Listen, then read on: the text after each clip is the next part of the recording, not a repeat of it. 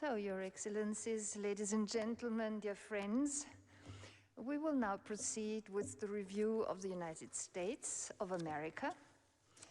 In accordance with Resolution 5/1, the review is based on the national report, secondly, the compilation of UN information, and thirdly, the summary of stakeholder information, both these last prepared by the OHCHR. And I have the honor of giving the floor to His Excellency Mr. Andrew Bremberg, Ambassador and Permanent Representative of the United States of America to the United Nations Office and other international organizations here in Geneva, to introduce the report of the United States. Your Excellency, you have the floor.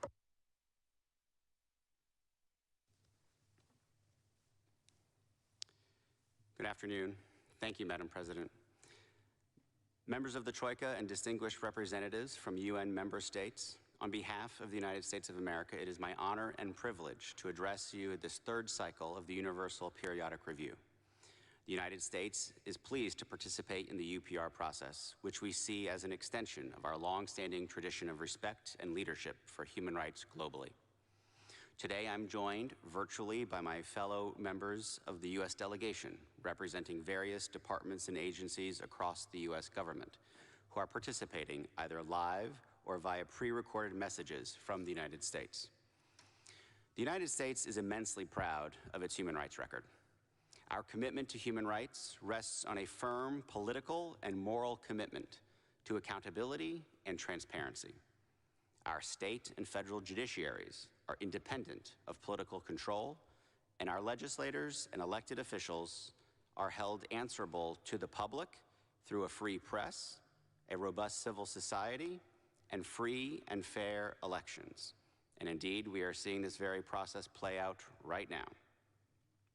It is our most solemn belief that every person across the globe is born free and equal in dignity and rights, and is entitled to respect for his or her unalienable human rights and fundamental freedoms. As such, at home and abroad, we continue to advocate for the universal freedoms of religion, speech, including for members of the press, and for the rights of individuals to peaceably assemble and to petition their government for a redress of grievances. For example, pursuant to a 2017 executive order, the U.S. Attorney General released a memorandum on religious liberty protections in U.S. federal law that guides all federal executive departments. Earlier this year, the United States launched the International Religious Freedom Alliance, joining 25 other member states in advancing freedom of religion or belief around the world. And just last month, Secretaries Pompeo and Azar led the U.S. in joining 33 countries to sign the Geneva's Consensus Declaration, a declaration in support of defending life and protecting the family. In addition, Secretary Pompeo established the first of its kind Commission on Unalienable Rights, with the purpose of providing advice to the Department of State on human rights grounded in our nation's founding principles and the principles of the 1948 Universal Declaration of Human Rights. The findings of the Commission's report will serve as a foundational document for those who, along with the United States, seek to champion the defense and protection of human rights around the world. Our nation was built on the desire to form a more perfect union, and this same desire inspires our efforts to confront the challenges of today. Indeed, the strength of our democratic system is that it allows for continuous scrutiny, advocacy, and debate, which fuels progress and reform. As we witness a time of unprecedented degradation of human rights by authoritarian governments around the world, it is more important than ever to stand up to defend human rights and fundamental freedoms. We do so today by demonstrating that we welcome transparency and constructive criticism. We are willing to openly acknowledge our shortcomings and are proud of our constant striving to improve. I will now turn the floor to my co-head of delegation participating live from Washington, D.C., Assistant Secretary for the Bureau of Democracy, Human Rights, and Labor at the U.S. Department of State, Mr. Robert Destro. Following him will be a presentation from Alexander Maugeri, Deputy Assistant Attorney General and Chief of Staff of the Civil Rights Division at the U.S. Department of Justice, to address some of your questions on civil rights. Thank you. Thank you, Ambassador Brenberg, and good afternoon, Madam President. I thank the President of the Council, the many states that participated constructively in the working group for our UPR, and Germany, the Bahamas, and Pakistan as members of our Troika. We also thank the Secretariat staff, and in particular, our own civil society organizations whose hard work has made a significant contribution to the review. Our report represents not just the work of the Department of State, but also the Departments of Interior, Justice, Homeland Security, Labor, Housing and Urban Development, Health and Human Services, Education, Defense, and others. As you will see throughout our presentation, our system of government frequently prioritizes decision-making at state, tribal, territorial, and local levels. This distribution of authority reflects the insight of our founders that public servants who are closest to the populations they serve best represent their needs, concerns, and interests. This means that our state, local, tribal, and territorial laws will vary, and that they will reflect local needs and priorities. We welcome that variance as a natural and powerful aspect of our democracy. We're proud to participate on behalf of the United States today. Our presence in this process demonstrates our nation's commitment to human rights. We appear not only to explain how our domestic policies and practices promote and protect human rights of our own people, but also to advance the universal human rights that this body is intended to elevate. Promoting human rights is a U.S. foreign policy priority that furthers our national interests of stability and democracy. We in the United States are committed to using our voice and our position on the world stage to draw attention to violations and abuses of human rights, no matter where or when they occur. We are committed to advancing human rights worldwide, as well as to accountability for those who abuse those rights. We are aware of challenges facing our country and the world at large. We act to meet those challenges armed with the values and principles contained in the founding documents that have shaped our nation, as well as our commitment to the principles outlined in the Universal Declaration of Human Rights. In the United States, our identity is fundamentally linked to the foundational freedoms enshrined in the Bill of Rights in our Constitution, including especially freedom of religion or belief, freedom of speech, freedom of the press, freedom of association, and freedom to petition the government for a redress of grievances. Americans are committed to the proposition that we are endowed by our Creator with certain unalienable rights. It follows from these principles that the legitimacy of any government rests on the consent of its people, freely given in open and fair elections. As a result, we do not hesitate to question our government's actions. We actively form civil society organizations to advocate for specific causes. We participate actively and freely in our government and insist that our local, state, and federal governments answer to the people, not the other way around. Our commitment to transparency and a free press and our insistence on impartial justice allow the world to witness our struggles and openly engage in our efforts to find solutions. The United States has a long history of public debates, demonstrations, and activism that led to and which will continue to foster landmark improvements in human rights law and policy. The aspiration to form a more perfect union referenced in the preamble to our Constitution is a real one. The United States is firmly committed to finding meaningful remedies that address claims of injustice in our society. The demonstrations over the tragedy of George Floyd's death this year have shown the world that Americans understand that they have the inherent right to raise their voices individually and collectively to demand that their government redress their grievances.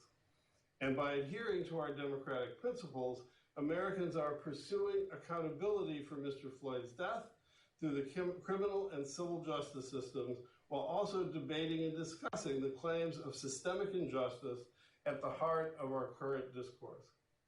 I would now briefly like to address two topics that arose during our review of recommendations from an engagement with U.S. civil society, which we view as an essential part of the process. First, regarding the issue of privacy. The United States carefully addresses privacy concerns arising at the federal level in accordance with the U.S. Constitution and other federal laws, all of which are consistent with applicable international organizations. We recognize that all persons have legitimate privacy interests in the handling of their personal information. We address privacy and digital freedom issues raised by the conduct of non-state actors, such as Google and Facebook, through the U.S. legal and regulatory systems and via private litigation. Some states have enacted or are considering their own privacy laws as well. With regard to freedom of religion or belief for all, in the United States, freedom of religion or belief is guaranteed by our Constitution's ban on religious tests for public office and the First Amendment and a variety of other federal and state laws.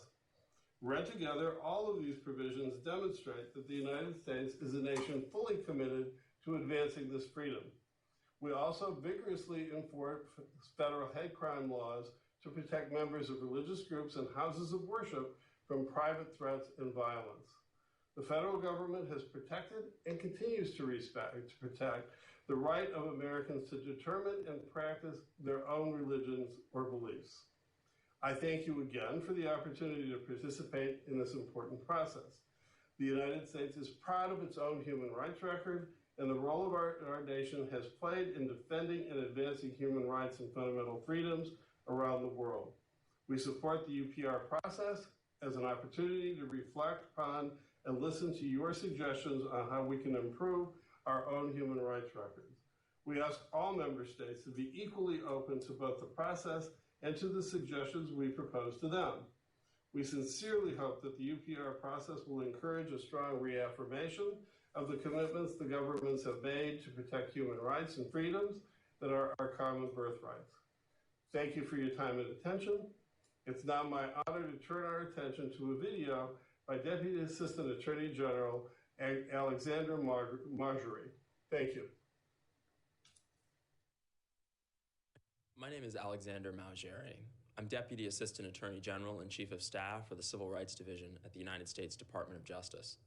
On behalf of the Justice Department, led by Attorney General William Barr, and on behalf of the Civil Rights Division, led by Assistant Attorney General Eric Dryban, I'd like to begin today with issues that have been in focus in recent months and about which we have received many questions, including the use of force by law enforcement. A number of member states have expressed concern about the use of force in policing and its impact on members of minority groups. One of America's greatest strengths is its commitment to the rule of law, and the Justice Department will never waver when it comes to preserving order and protecting life and liberty. The rule of law protects all people, regardless of their position in life, their social status, their wealth or poverty, their race, color, or religious creed. The rule of law also makes us all equal. Two serious challenges to the rule of law currently confront the United States.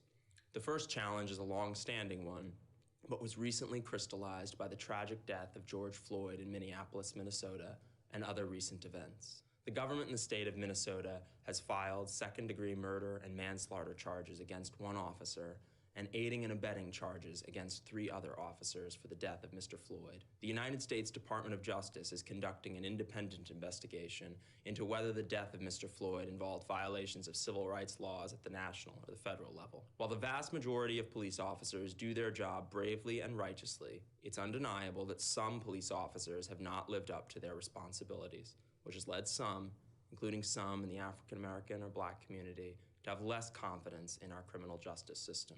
Our Constitution mandates equal protection of the laws, and nothing less is acceptable.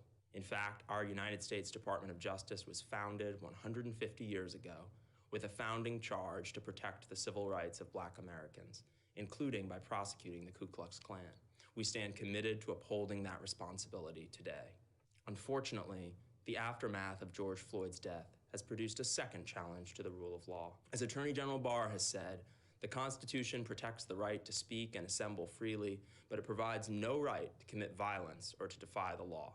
While many have peacefully expressed their anger and their grief, others have hijacked protests to engage in lawlessness, violent rioting and arson, looting of businesses and public property, assaults on law enforcement officers and innocent people, and even the murder of a federal agent. Nonviolent protest has been a hallmark of American life for generations, including in pursuit of civil rights. And where protests give way to violence or destruction, we will hold the offenders accountable. A number of member states raised concerns about discrimination and excessive force in policing.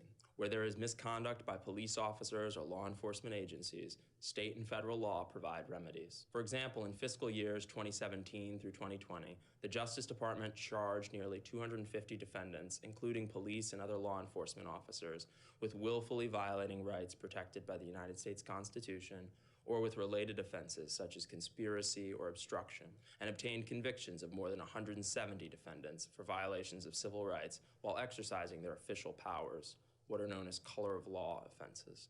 As of January 2020, the Justice Department had opened 70 civil investigations since 1994 into police departments that might be engaging in a pattern or practice of conduct that deprives persons of their rights, such as the excessive use of force, improper searches, or improper stopping of persons. We seek to proactively prevent discrimination or the use of excessive force by participating in training of federal, state, and local law enforcement officers across the country. On June 16, 2020, President Donald J. Trump signed an executive order entitled Safe Policing for Safe Communities to develop and incentivize critical policing reforms. The executive order directs the Attorney General to create a credentialing process on which police departments' eligibility for federal grants will depend. Credentialing will be contingent on those departments having policies and training regarding use of force and de-escalation techniques, on performance management tools such as early warning systems that help to identify officers who may require intervention, and on best practices regarding community engagement. The President's June 16th executive order also directs the Attorney General to create an information sharing database to track information related to the excessive use of force, including such information as the termination or decertification of law enforcement officers, criminal convictions of law enforcement officers, and instances in which an officer under investigation related to the use of force resigns or retires. Additionally, the Justice Department's newly announced National Response Center will help law enforcement officers adapt to the wide range of challenges they face every day, from violent gangs, illegal guns, and lethal drugs to civil unrest, decisions about the use of force, and the complex social problems such as addiction and mental illness they are so often called on to resolve. This National Response Center will be available to local law enforcement across America to help them develop and to implement best practices for constitutional and lawful policing. The United States federal government and most states in the United States have hate crime laws. State hate crime laws vary, but virtually all hate crime laws prohibit violence motivated by race, color, religion, and national origin. Federal law and some state laws also prohibit violence motivated by gender, disability, sexual orientation, and gender identity. Hate crimes have a devastating effect beyond the physical injury inflicted on the targeted victim. They reverberate through families, through entire communities, and across the nation, as people fear that they too could be targeted simply for who they are. The United States does not, however, criminalize speech, expressive conduct, or publication or advocacy of ideas, even those that others find extremely offensive or harmful, nor do U.S. laws prohibit membership in groups that advocate such ideas. To prohibit or prosecute peaceful speech or memberships in such groups would violate America's Constitution, specifically its First Amendment. The rights to speak, to publish, associate, and petition the government for redress of grievances, each protected by the First Amendment, would be at risk if governments in the United States could punish individuals because of differences of opinion, or if government could prohibit speech on the basis of its content or the speaker's viewpoint. However, we can and do act when hateful expression turns into discrimination or violence, threats of violence, or solicitations to commit violence. Our network of civil rights laws, forged through our own civil rights struggle, dating back at least to the 19th century and the period of Reconstruction following our Civil War, deter and punish those who disrupt the ability of others to live free of discrimination and violence. In fiscal years 2017 through 2020, the Department of Justice charged more than 100 defendants alleged to have been involved in committing bias-motivated crimes and convicted more than 85 defendants involved in committing bias-motivated crimes. For example, on June 28, 2019, James Field was sentenced to life in prison after pleading guilty to 29 violations of the Matthew Shepard and James Byrd Jr. Hate Crimes Prevention Act for driving his car into a crowd of counter-protesters at the 2017 Unite the Right rally in Charlottesville, Virginia, which killed one woman and injured more than 30 peaceful protesters. That's just one example of the efforts the United States is undertaking to safeguard our Constitution and our other civil rights at home. Thank you.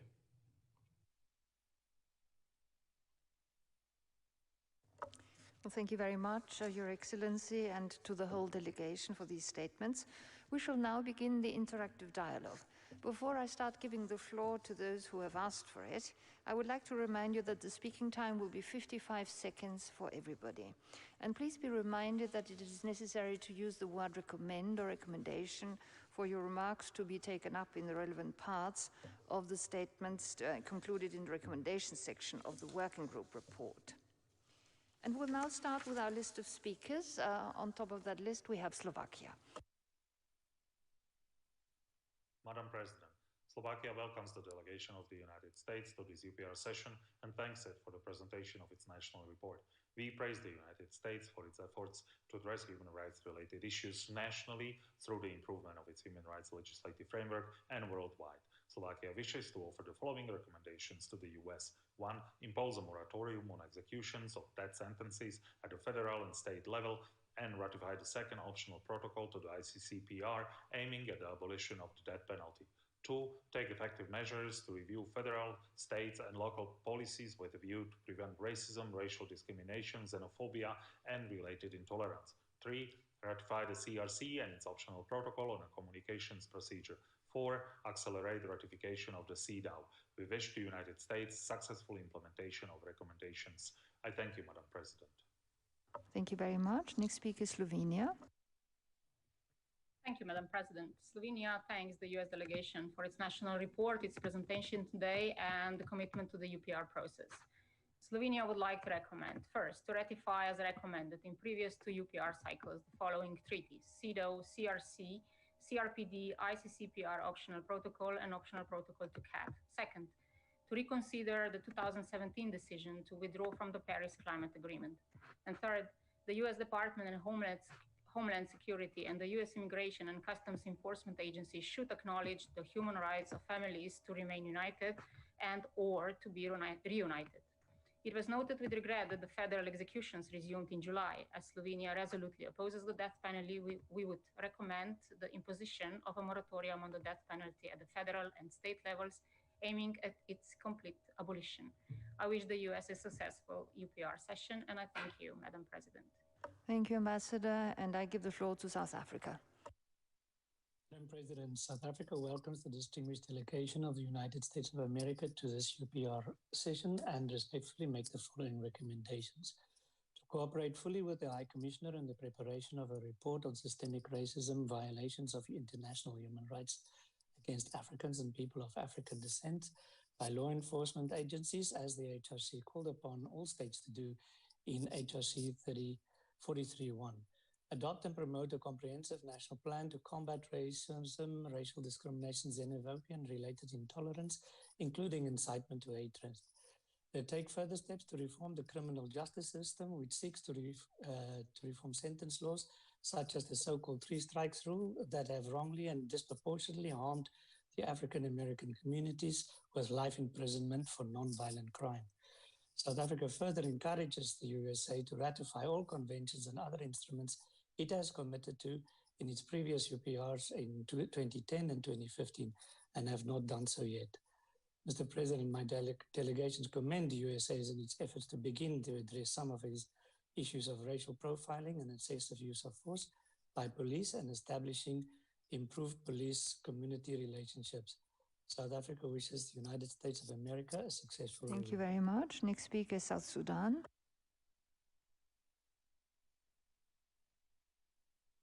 Republic of South Sudan thanks and appreciates the delegation of the United States of America for their national report.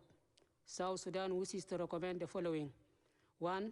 Redoubling efforts by the U.S. government in addressing issues of racial disparities in the criminal justice system. 2.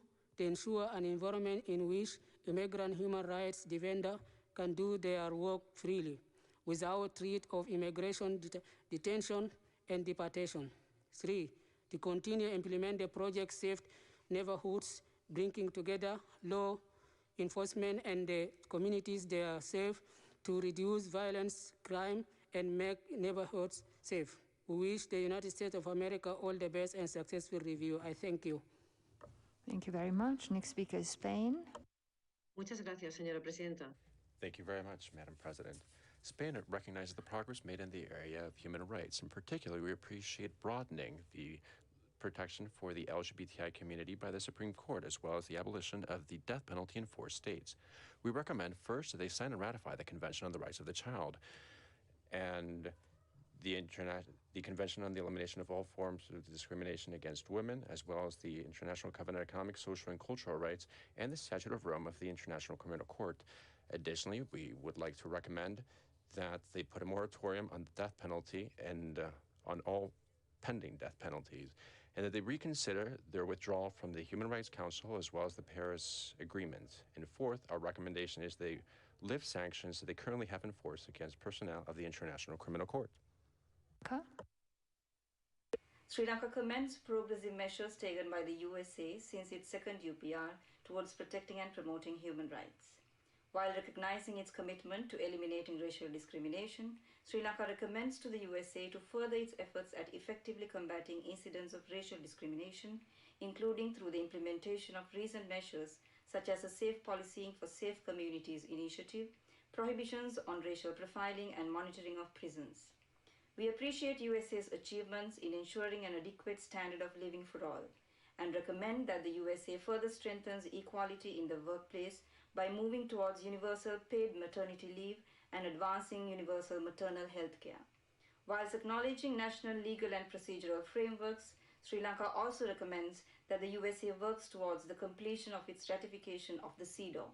We wish the USA success in its UPR. Thank you very much. I give the floor to the State of Palestine. Thank you, Madam President. To ensure that the U.S. government abide by its legal obligation, we would like to recommend the following. Ratify the core human rights treaties that the U.S. is not party to. Review all outstanding recommendations from UPR process, UN treaty bodies, and experts with a view to implementing them. Respond to all outstanding visits requests from UN special procedures. Put an end to the structural racism and segregation and take measures to end the police misconduct and human rights violation documented, and pursue structural reforms to reduce the role of police in addressing societal problems. Put an end to impunity for international law violations, including by ending the sanctions imposed on the ICC staff, and to ratify the Rome Statute of the ICC. Ensure that its policies, legislation, regulations, and enforcement measures effectively serve to prevent and address the high risk of business involvement in abuses and conflict situation, which includes situation of foreign occupation. I thank you. Thank you very much. I give the floor to Sudan. Thank you, Madam President. Sudan welcomes the delegation of the United States of America to the third cycle of the UPR Working Group and thanks them for presenting their national report. In a constructive spirit, Sudan would like to recommend the following.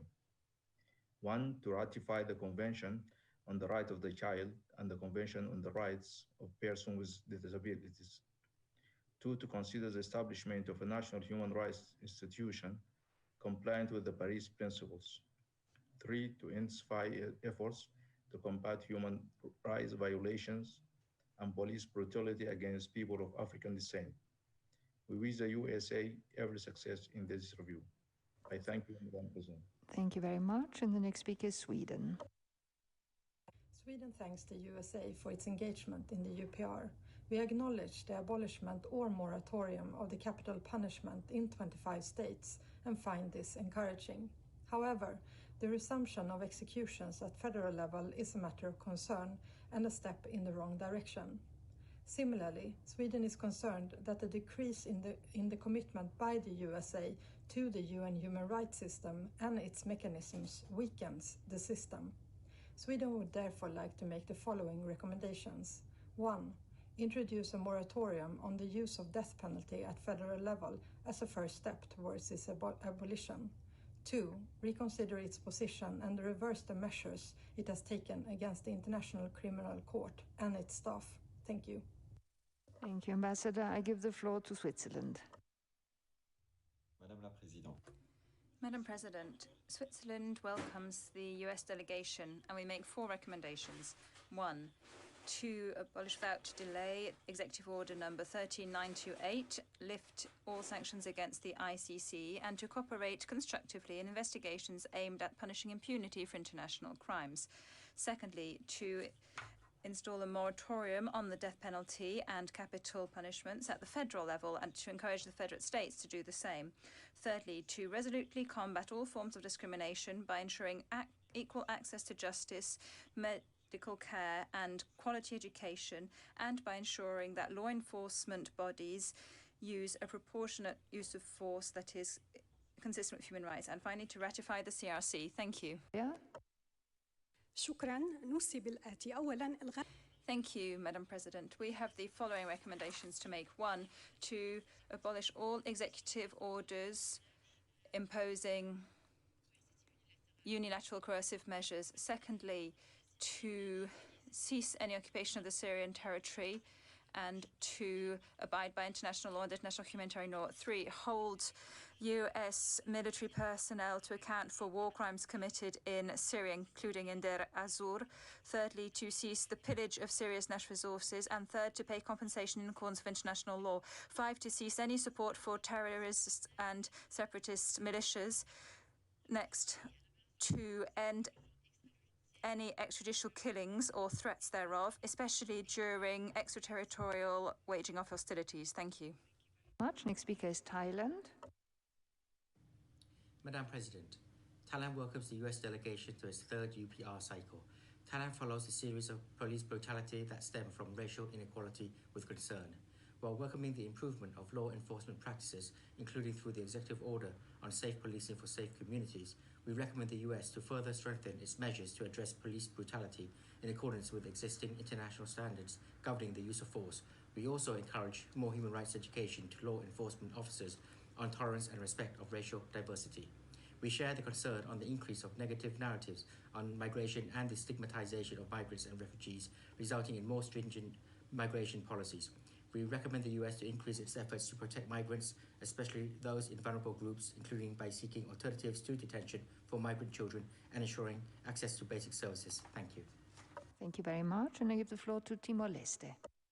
Madam President, Timor-Leste won't welcome the delegation of the United States of America on its UPR cycle and recommend, first, that the United States step up its effort to address racial disparity in the criminal justice system. Second, that the United States ratify the second optional protocol to the International Covenant on Civil and Political Rights aiming at the abolition of the death penalty. Madam President, Timor-Leste wishes to commend the launch last year of the Project Guardian initiative aimed at reducing gun violence. Madam President, Timor-Leste wishes the United States of America all success on its UPR review. I thank you, Madam President. Thank you, Ambassador. Et je donne la parole au Togo. Togo has the floor. Thank you very much, Madam President. Togo would like to thank the United States of America for the presentation of its 3rd UPR report. And we also commend the importance attached to human rights. We would like to make the following recommendations. 1. To ratify, amongst others, international conventions on human rights, including the elimination of all forms of discrimination against women, the Convention on the Protection of All Migrant Laborers and their family members. Secondly, to take measures with a view to fighting against systemic racism and police violence against people of African descent. Togo wishes the US every success in this UPR. Thank you. Merci beaucoup. Thank you, Vice President. Next speaker is Trinidad and Tobago.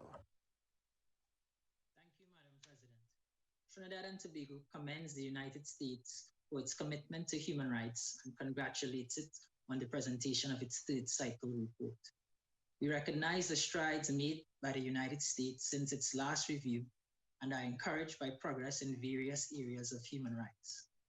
We acknowledge the ongoing work relative to civil rights and non-discrimination and are heartened by efforts to ensure fairness to all citizens. Trinidad and Tobago extends best wishes to the United States of America for a successful review. Thank you. Thank you very much, and I give the floor to Turkey. Madam President, we welcome distinguished delegation of the USA.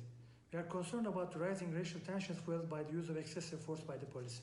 Rising Islamophobia and anti-Semitism add a particularly worrisome dimension to the situation.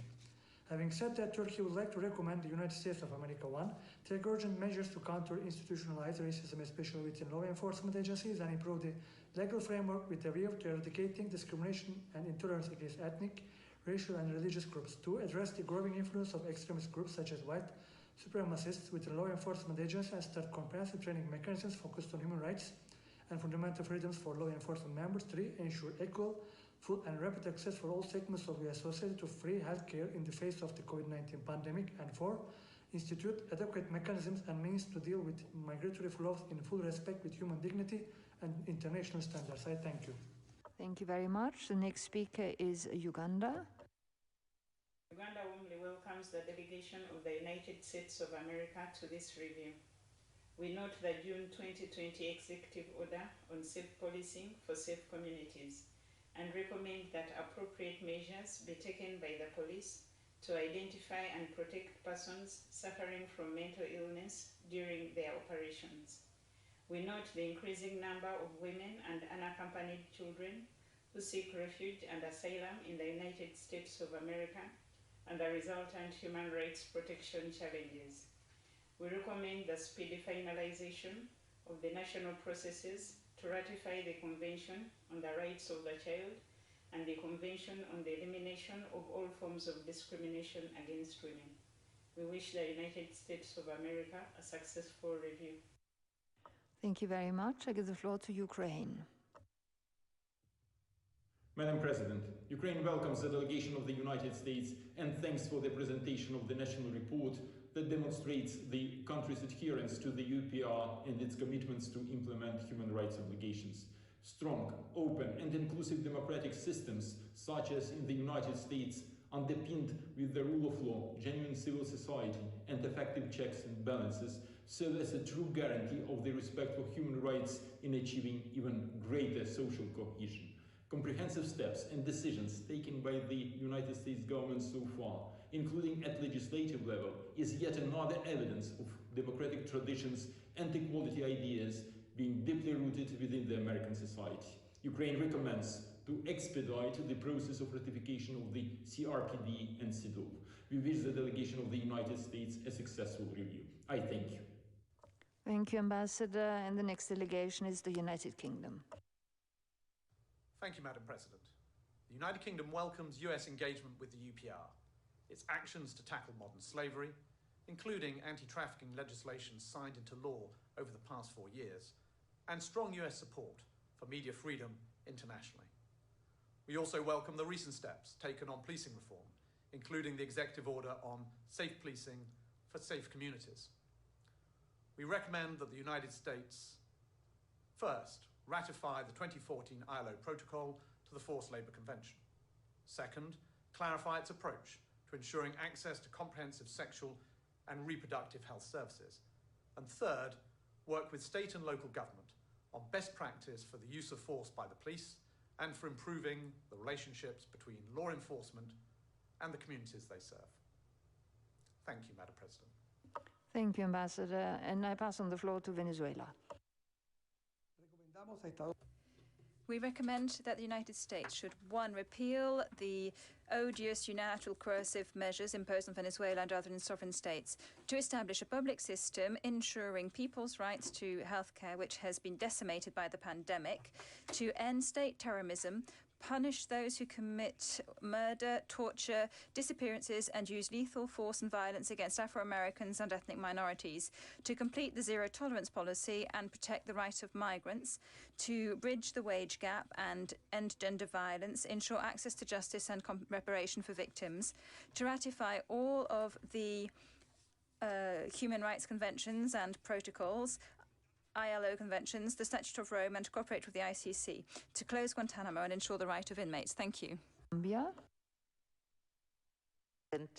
Zambia welcomes the delegation of the United States of America to the third UPR cycle and thank them for the comprehensive report and update provided. In the spirit of constructive dialogue and cooperation, Zambia wishes to recommend to the United States of America the following. 1, to ratify all the pending main human rights instruments to which it is not yet a party. 2, to take steps aiming at creating national human rights institutions. 3, to ensure that state legislatures introduce a review and amend statutes that authorize the use of lethal force to ensure they are in line with international law standards. 4, to seek alternatives to the present immigration detention system and improve conditions of confinement to meet basic human rights. Thank you very much. Thank you. Thank you. Thank you. Next speaker is Afghanistan. Madam President, Afghanistan welcomes the distinguished delegation of the United States of America. We express our appreciation of their engagement with the UPR. In the spirit of constructive engagement, we recommend to the United States to ratify the Convention of the Rights of the Child and Convention of the Rights of Persons with Disabilities. Afghanistan joins other countries in expressing concern over the rise of racism, xenophobia, and discrimination on the basis of race, religion, incitement of racial discrimination, and hatred in political speech to marginalize racial, ethnic, and religious minorities. Finally, Afghanistan encourages the United States to continue to promote and protect human rights in the context of addressing COVID-19 and wishes the United States of America every success in their UPR review process. And I thank you, Madam President. Thank you, Ambassador. And the next speaker is Albania. Madam President, Albania welcomes the delegation of the United States and commends the U.S. for its active participation in the UPR process. We have followed with concern reports of rising racism and xenophobia and welcome initiatives to strengthen public trust in institutions, law enforcement in particular. While appreciating the detailed international report, we note with regret the resumption of federal executions and encourage the United States to impose moratoria on executions at federal and state levels with a view to abolishing the death penalty. Albania makes the following recommendations. 1. Take the necessary steps to ratify the international human rights instruments that the U.S. has already signed. 2.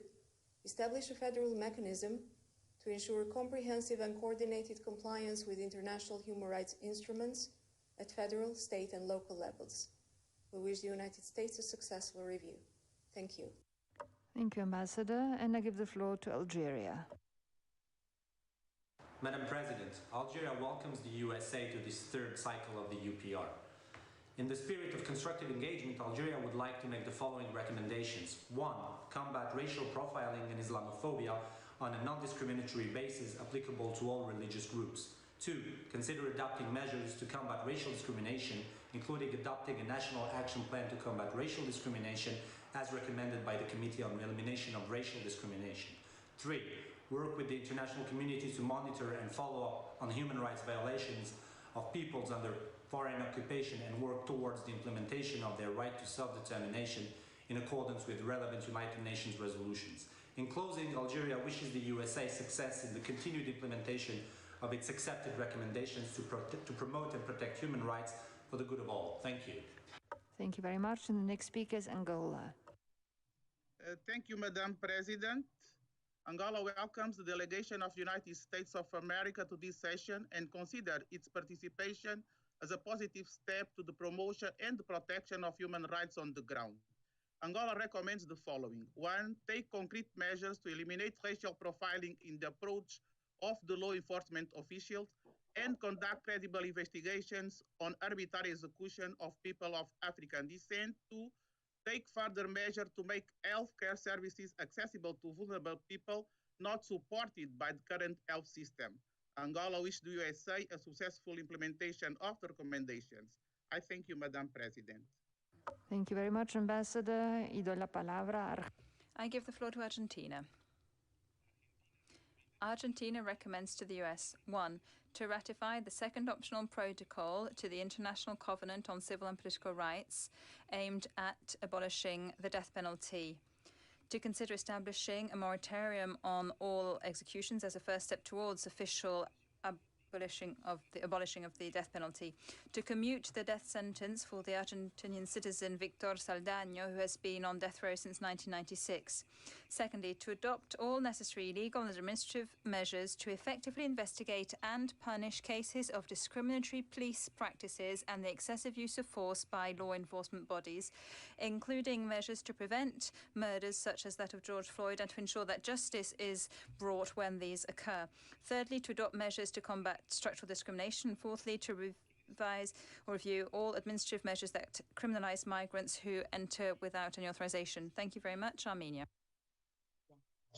Thank you, Madam President. Armenia warmly welcomes the delegation of the United States to UPR and wishes successful review. We congratulate the United States for completion of yet another democratic election. We commend the considerable body of legislation that has been enacted by the United States in fighting human trafficking. Armenia was among those countries that made this recommendation during previous review.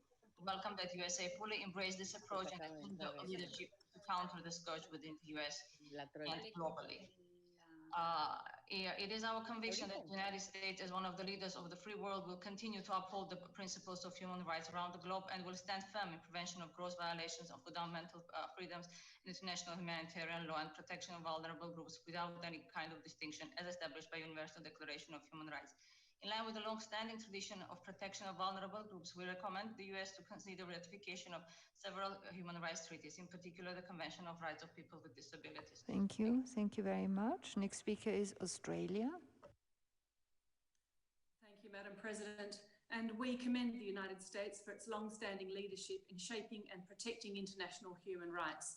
We appreciate in particular US efforts to drive international action on protecting the right to freedom of religion or belief. We encourage the US to reinforce its leadership by resuming full engagement with the Human Rights Council.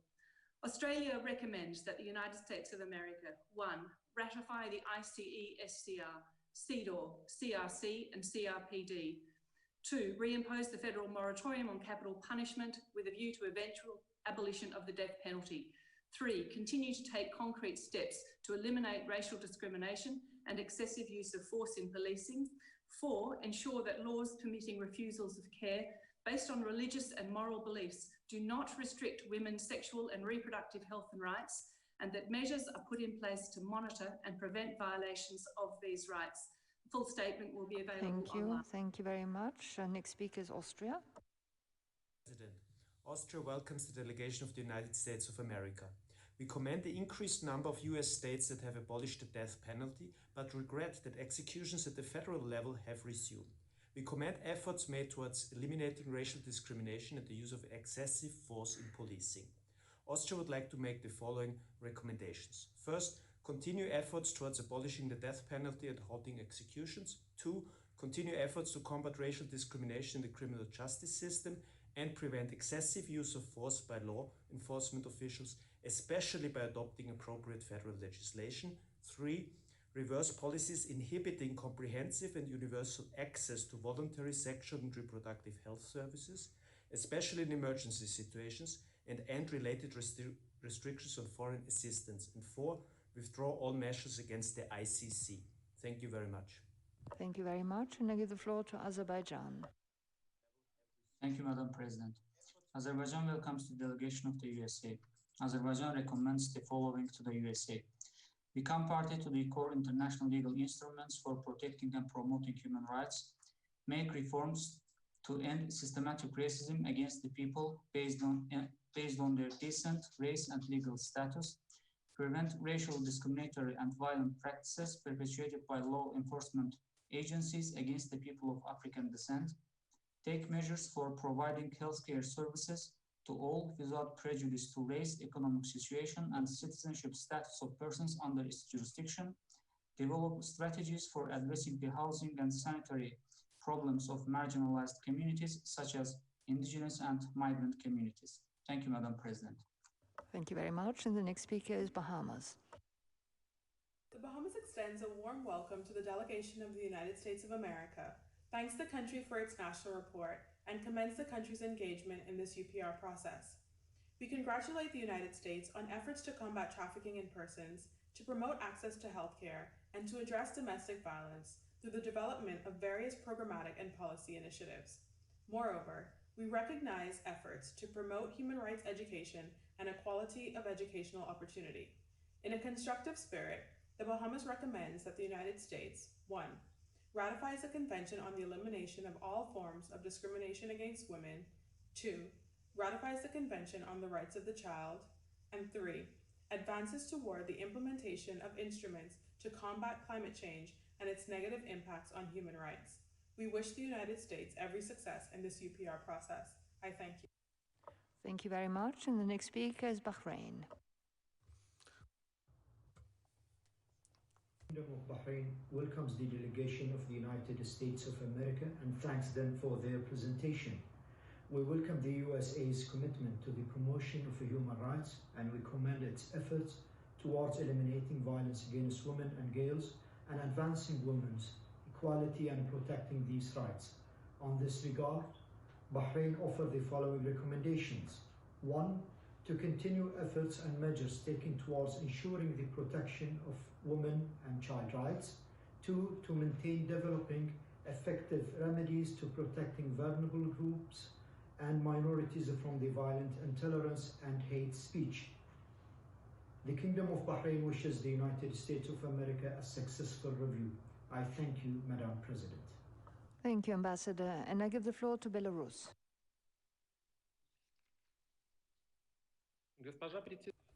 Madam President, we thank the US delegation for the presentation of their national report. We note the existence of and improvements to national human rights institutions and legislation. In order to make further progress, we make the following recommendations. 1. To amend legislation to ensure that elections are held in accordance with international standards and in the presence of OSCE observers. Secondly, to ensure that the right to peaceful assembly is respected and to refrain from the use of force and lethal weapons when dealing with protests. Thirdly, to take urgent action to end systemic racism in police work and bring those responsible for racially motivated violence to justice. And finally, to ratify the International Covenant on Economic, Social and Cultural Rights and the UN Convention on the Rights of the Child. Thank you. Thank you very much. Je donne la parole à la Thank you. Belgium has the floor. Madam President, Belgium appreciates that 26 states and districts have abolished the death penalty or introduced moratoria. But we regret the resumption of executions at the federal level after a moratorium of 17 years. As a strong opponent of the death penalty, Belgium recommends the US at least to improve access to legal assistance for individuals who may face a death sentence. We furthermore recommend to ensure that each allegation of excessive use of force by law enforcement officials is promptly and effectively investigated, and take all possible steps at state and federal level to prohibit discrimination based on sexual orientation or gender identity in credit, education, employment, housing, jury service, public accommodations, and taxpayer-funded programs. Thank you. Thank you, Ambassador. I give the floor to Botswana. Thank you, Madam President. Botswana warmly welcomes the delegation of the United States to the third cycle of the UPR process and thank them for a comprehensive national report. Botswana appreciates the efforts made by the United States in promoting equal opportunity in education, including through passage and implementation of the Every Student Succeeds Act of 2015. We note the challenges that have impeded accepted recommendations from the last cycle, including two from Botswana. To encourage USA to address these challenges, we make the following recommendations. 1. Take further robust and comprehensive measures to promote wider and equitable access to quality education at all levels. 2. Take further and more targeted measures to address the disproportionate impact of violence on the poor, minorities, and immigrant women, as well as expedite the ratification of the Convention on the Elimination of All Forms of Discrimination Against Women and the Convention on the Rights of the Child. We wish the United States a successful review outcome. I thank you, Madam President. Thank you very much. And the next speaker is Brazil. Brazil welcomes the U.S. and presents the following recommendation. Take steps to ensure that competent authorities at state level refrain from enacting new laws which unduly restrict the right to freedom of peaceful assembly. As noted by the Special Rapporteur on Freedom of Peaceful Assembly, there was, as March 2017, a significant number of legislative proposals at the state level aimed at criminalizing or impeding freedom of peaceful assembly and expression. We commend the U.S. government for its efforts to address the recommendations made in the second cycle on topics like domestic implementation of international treaties, promoting civil rights, and fighting racial discrimination, among others. Thank you. Thank you, Ambassador. I give the floor to Bulgaria. Bulgaria welcomes the distinguished delegation of the United States of America and thanks for the comprehensive presentation of the national report. We welcome the efforts undertaken to implement the recommendations accepted during the second UPR cycle. Bulgaria commends the efforts of the United States in protecting and promoting religious freedom at national as well as international level. We recommend that the country maintains religious freedom as a high priority and continues to engage the international community in constructive initiatives. Finally, Bulgaria recommends the United States of America to take steps towards establishing an immediate moratorium on the death penalty with a view to its complete abolition. Thank you. Thank you very much. Je donne la parole. I give the floor to Burkina Faso. Thank you, President. Burkina Faso welcomes the US delegation. We commend them for the presentation of the third national report. Burkina Faso commends the efforts made by the US government to implement recommendations accepted under the second UPR cycle in 2015, in particular measures aimed at improving its legislation and policies to make them more protective of human rights. Burkina Faso encourages the US to continue its efforts to effectively combat discrimination and racial hatred, as well as xenophobia, which remain very present in the country, and to address the root causes behind the increase in maternal mortality rates, especially among Afro-American women. We wish the US every success under this UPR. And I thank you, Madam President. Merci à vous. And I give the floor to Cambodia. Madam President, while noting commitment of the U.S. to the principle that leadership in the field of human rights is by example, my delegation is concerned that death penalty remain legal under the federal law. A number of international human rights treaties as to the person with disabilities, violence against women and child rights have not been ratified. My delegation read with concern report of the UN Special Rapporteur as to the journalists attacked, harassed, and arrested and detained in the course of their work covering protests in the U.S. against systematic racism and police brutality. In a constructive spirit, Cambodia would like to offer two recommendations to the U.S. delegation. First, consider legislatively abolishing the practice death penalty in all states. Second, carry out additional anti-discrimination training of government officials at all levels and systematically. I thank you, Madam President. Thank you very much. And I understand that at this point, Ambassador Bremberg and his delegation wish to come back in order to address the first set of observations and comments that have been made so far. Ambassador, you have the floor. Thank you, Madam President. Now I'd like to return to my colleagues in Washington, starting with Merrick String, the acting legal advisor at the Department of State, also a co-lead of delegation, who will address convention ratification and treaty obligations, issues that have been raised by many of my esteemed colleagues, including from Germany, Belgium, Uruguay, South Africa, and Timor-Leste, as well as others. He will then be followed by Sean Reyes, Attorney General of the state of Utah, to give a perspective from one of our 50 states, and then James McCammond, Deputy Undersecretary for Strategy, Policy, and Plans at the U.S. Department of Homeland Security, who will address some of the advanced questions and comments made by Sweden, Thailand, and Slovenia, among others. Thank you. Distinguished President, representatives of UN member states, on behalf of the United States, it is my honor and privilege to address you all as part of the third U.S. report in conjunction with the UPR. The United States strongly supports this process, which, consistent with the purposes of the United Nations as set forth in the UN Charter, provides a clear example of how international cooperation can promote and encourage respect for human rights and fundamental freedoms for all. The United States is proud of its human rights record, and we are committed to strengthening and deepening human rights protections within our country in the continuous pursuit of a more perfect union. We welcome your suggestions in this regard. Let me first address the suggestions raised by a number of states about treaty ratification and reservations. We are already, as a nation, party to many human rights treaties. We take our obligations under those treaties very seriously and are committed as a government to their good faith implementation.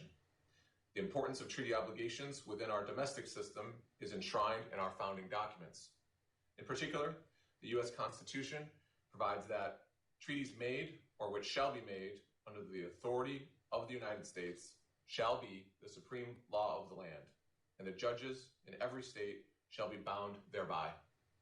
It is because of the great weight that we place on complying with our treaty obligations that we engage in an exhaustive process of considering any potential U.S. ratifications across multiple branches of government. The reasons for not ratifying a treaty can depend on the specific treaty at issue and the results of this process. Of particular note is the role the United States Senate plays. In accordance with the U.S. Constitution, our executive branch decides whether to sign a treaty, and then our Senate has the sole authority to provide its advice and consent to ratification through an affirmative vote by 2/3 of senators. In addition, that the United States has not ratified a particular human rights treaty should not be regarded as a proxy for the importance we attribute to the rights recognized therein. In many cases, our domestic protections are even stronger than such treaties require. For example, while we have not yet ratified the Convention on the Rights of Persons with Disabilities, few other countries have adopted stronger laws, policies, and programs designed to protect the rights of persons with disabilities. While underscoring that the United States has a sovereign prerogative to decide which treaties to ratify, we welcome suggestions with respect to exploring whether and how to ratify additional treaties. Let me next address the issue raised by a number of member states about our domestic implementation efforts. We are committed to effective implementation of our human rights obligations and welcome continued input on how to improve it. Although we do not have a national human rights institution, we have multiple complementary protections and mechanisms to reinforce our ability to guarantee respect for human rights, including through actions taken by our domestic federal agencies, our independent judiciary at both federal and state levels, and through numerous state and local human rights institutions. The federal government continuously engages with state, local, tribal, and territorial governments on our human rights obligations and has sought their involvement in human rights treaty reports and presentations. To demonstrate the ways in which subnational governments contribute to U.S. human rights implementation, we are joined today by Attorney General Sean Reyes from the state of Utah. With that, I'd like to turn the floor over to him to speak about our state-level efforts. Thank you.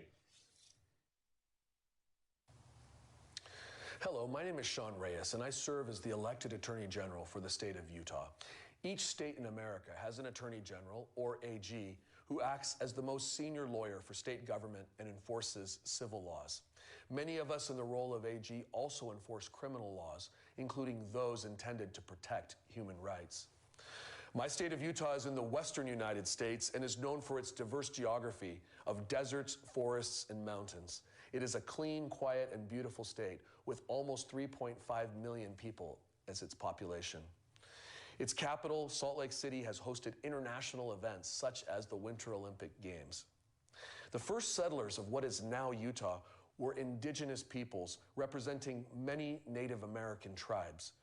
Over the course of our state and national history, various human rights deprivations have occurred against First Nation people, at times under the authority of law, sometimes in spite of relevant laws, and often in the absence of laws to protect their interests. On the other hand, certain laws and policies in America have been effective at bolstering indigenous human rights. For example, a federal law known as the Indian Child Welfare Act favors keeping indigenous children with their families and their tribes, even under difficult financial and health situations, so long as the children are not neglected, abused, or endangered. This federal policy carefully balances the welfare of the child with their inherent right to be raised in their native culture and traditions. Another indigenous rights issue with near universal support by states and the federal government is assisting Native American nations in the prevention of human trafficking among indigenous women. The Trump administration recently announced tens of millions of dollars to support indigenous women survivors of human trafficking. The history of Utah recognizes a second group of settlers in the mid-1800s, pioneers who came west across the vast expanse of the Central Plains to escape religious persecution. These pioneers were predominantly members of the Church of Jesus Christ of Latter-day Saints, also known as Mormons, who colonized not only Utah, but thriving settlements in the West in states like Arizona, Nevada, Idaho, and California. These pioneers had faced extermination orders, murders, arson, and sundry human rights deprivations in the East and Midwest United States due to their religious beliefs and practices. In short, hate chased them from their homes until they finally found sanctuary in the West. Just a few years ago, the Utah State Legislature followed the example of other states in passing a hate crimes bill, allowing more stringent punishment in the form of enhancements for crimes we prosecute that are predicated on animus due to religion, race, or other factors. It is a powerful tool to combat those who would terrorize others based on violence and hate. Utah's population has grown more rapidly over the past decade than any other state in the United States. With Utah's strong growth and global cultural and economic connections, the state has an increasingly diverse population. I myself am the son of an immigrant father and proud descendant of Hawaiian, Filipino, Japanese, Spanish, and Chinese descent. I am also the first statewide elected official from any minority community in Utah history. While this is a great honor for me, it is not without its occupational hazards. I and my family have received physical and hate-filled threats because of my heritage. So I'm particularly attentive to issues regarding race. Add to that my role as the state's top law enforcement official, and I believe I act as a bridge in the current national discussion surrounding police reform. Like the rest of the nation, Utah has had demonstrations by large groups of citizens protesting racial injustice or excessive police force. The Utah Attorney General's office has taken significant steps to respond to and prevent incidents of excessive police force.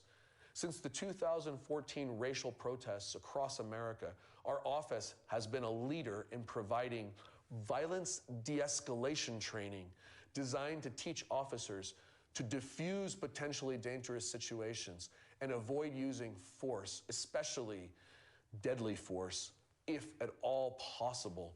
We've trained nearly 4,000 local, state, and federal officers in an immersive virtual reality system called VirTra, recreating high-stress, confrontational scenarios with hundreds of different outcomes depending on an officer's reaction, including school shootings, hostage rescues, domestic violence cases, and even everyday interactions with citizens on the street.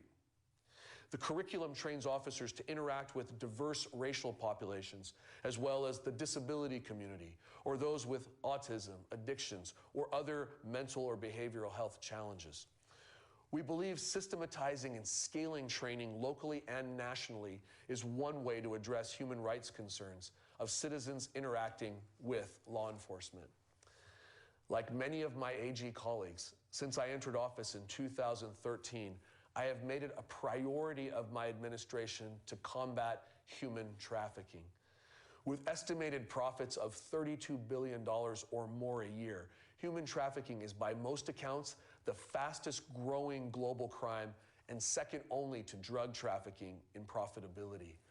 It is estimated there are anywhere from 20 to 40 million or more modern day slavery victims. 1 in 4 victims are children. Human trafficking takes on many forms: sex exploitation, forced labor, human organ harvesting, illegal adoptions, and others.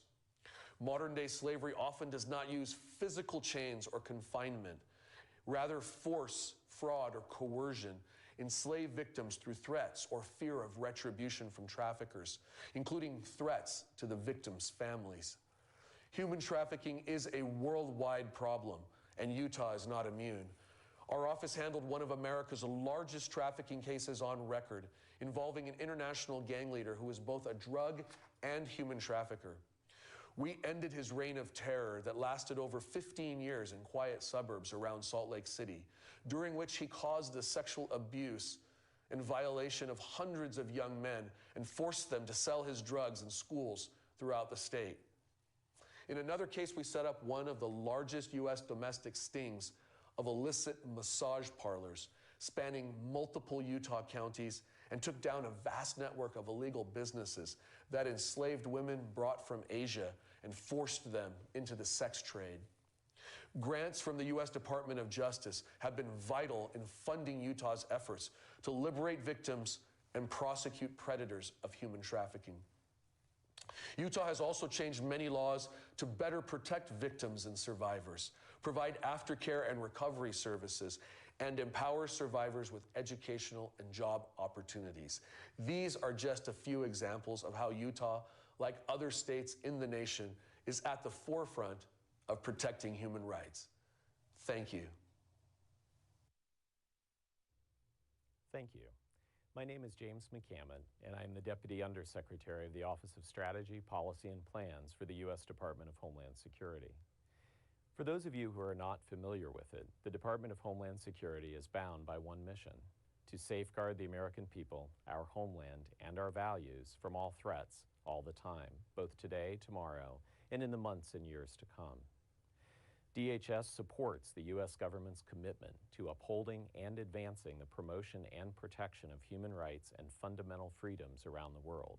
And DHS is committed to supporting the United States' international obligations, including actions with international partner countries and organizations.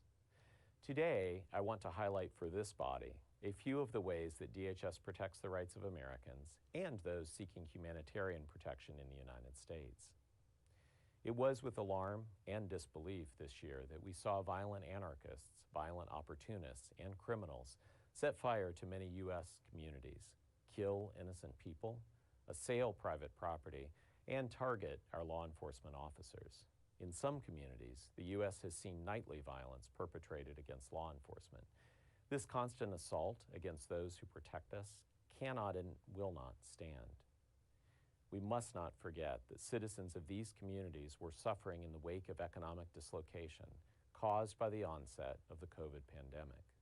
This violence has wreaked havoc on their local economies, and honest, hardworking Americans just want to get back to work. DHS will always defend Americans exercising their right to peacefully protest, but those who seek to undermine our democratic institutions, indiscriminately destroy businesses, and attack law enforcement officers and fellow citizens are a threat to our values, and we must take action. Similarly, DHS will always support law enforcement officers. They are hardworking patriots who protect honest, law-abiding Americans from violent criminals. While the department is committed to protecting the homeland in its interior, we are equally focused on threats emanating from outside our borders. DHS takes seriously its role in ensuring proper implementation of U.S. immigration laws. This is a matter of protecting both the rights of Americans and foreign nationals in the United States. As President Trump has said, mass illegal migration is unfair, unsafe, and unsustainable for everyone involved, the sending countries and the destination countries. The receiving countries are overburdened with more migrants than they can responsibly accept, and sometimes the migrants themselves are exploited, assaulted, and abused by vicious coyotes, the criminal human smugglers. Recent years have seen a humanitarian and security crisis along the U.S. southern border with Mexico due to a dramatic increase in the number of aliens we have encountered. From 2017 through 2019, the United States saw a record number of illegal aliens entering our country, largely for economic reasons, as we do still today. Remember, it was just a short time ago in 2019 that the United States recorded several months when over 100,000 illegal aliens each month crossed our borders and were released into our communities. The Trump administration took decisive action to strengthen our border wall system, address unintended consequences of laws and judicial rulings, and work with neighboring countries on regional trends. The administration secured unprecedented cooperation with partners like Mexico and the Northern Central American countries to stem the flow of illegal immigration and entered into border security arrangements with some of these countries to collaborate in disrupting and dismantling cartels responsible for human trafficking and drug smuggling. Together, DHS and our foreign partners are developing a safer and more prosperous region. Although the number of migrant encounters dipped at the beginning of the COVID-19 pandemic, it has now returned to pre-pandemic levels. This increased number of encounters has corresponded with a sharp increase in the number and percentage of those who claim fear of persecution or torture when apprehended or encountered by DHS. These new cases added to the lengthy backlog of pending asylum claims in the U.S. system, now over 1.1 million individuals. This undermines the integrity of the asylum system. It delays the grant of asylum to individuals who are legitimately fleeing persecution and have valid claims. Further, such delays are a pull factor for illegal immigration. By providing protection from removal, they create an incentive for those without lawful status to enter and remain in the United States. To address this backlog, DHS has introduced efficiency measures to maximize case processing, undertaken regulatory, policy, and procedural changes to deter and screen for non-meritorious filings, and increased adjudicative capacity by expanding our field office workforce and facilities, while still maintaining important procedural protections. Additionally, DHS maintains a cadre of professionally trained asylum officers to review applications and protection requests from aliens who have a fear of persecution or torture. There have been some questions about protecting against COVID-19 in detention, so let me turn to that now. U.S. Immigration and Customs Enforcement, ICE, tests all new detainees arriving at its detention facilities as part of the normal intake processing. Anyone who tests positive or exhibits COVID-19 symptoms during this period or at any other time while in ICE custody is referred for appropriate medical care. And even in the midst of this pandemic, DHS has continued asylum processing. Currently, affirmative asylum interviews are conducted at asylum offices using video conferencing technology to safely separate the applicant and interviewing officers in different rooms. This is just a small sample of the DHS efforts to protect the health and safety of all individuals in this pandemic. I'm proud to witness our unique authorities and talented workforce mesh and together fulfill our mission to safeguard the American people, our homeland, and our values.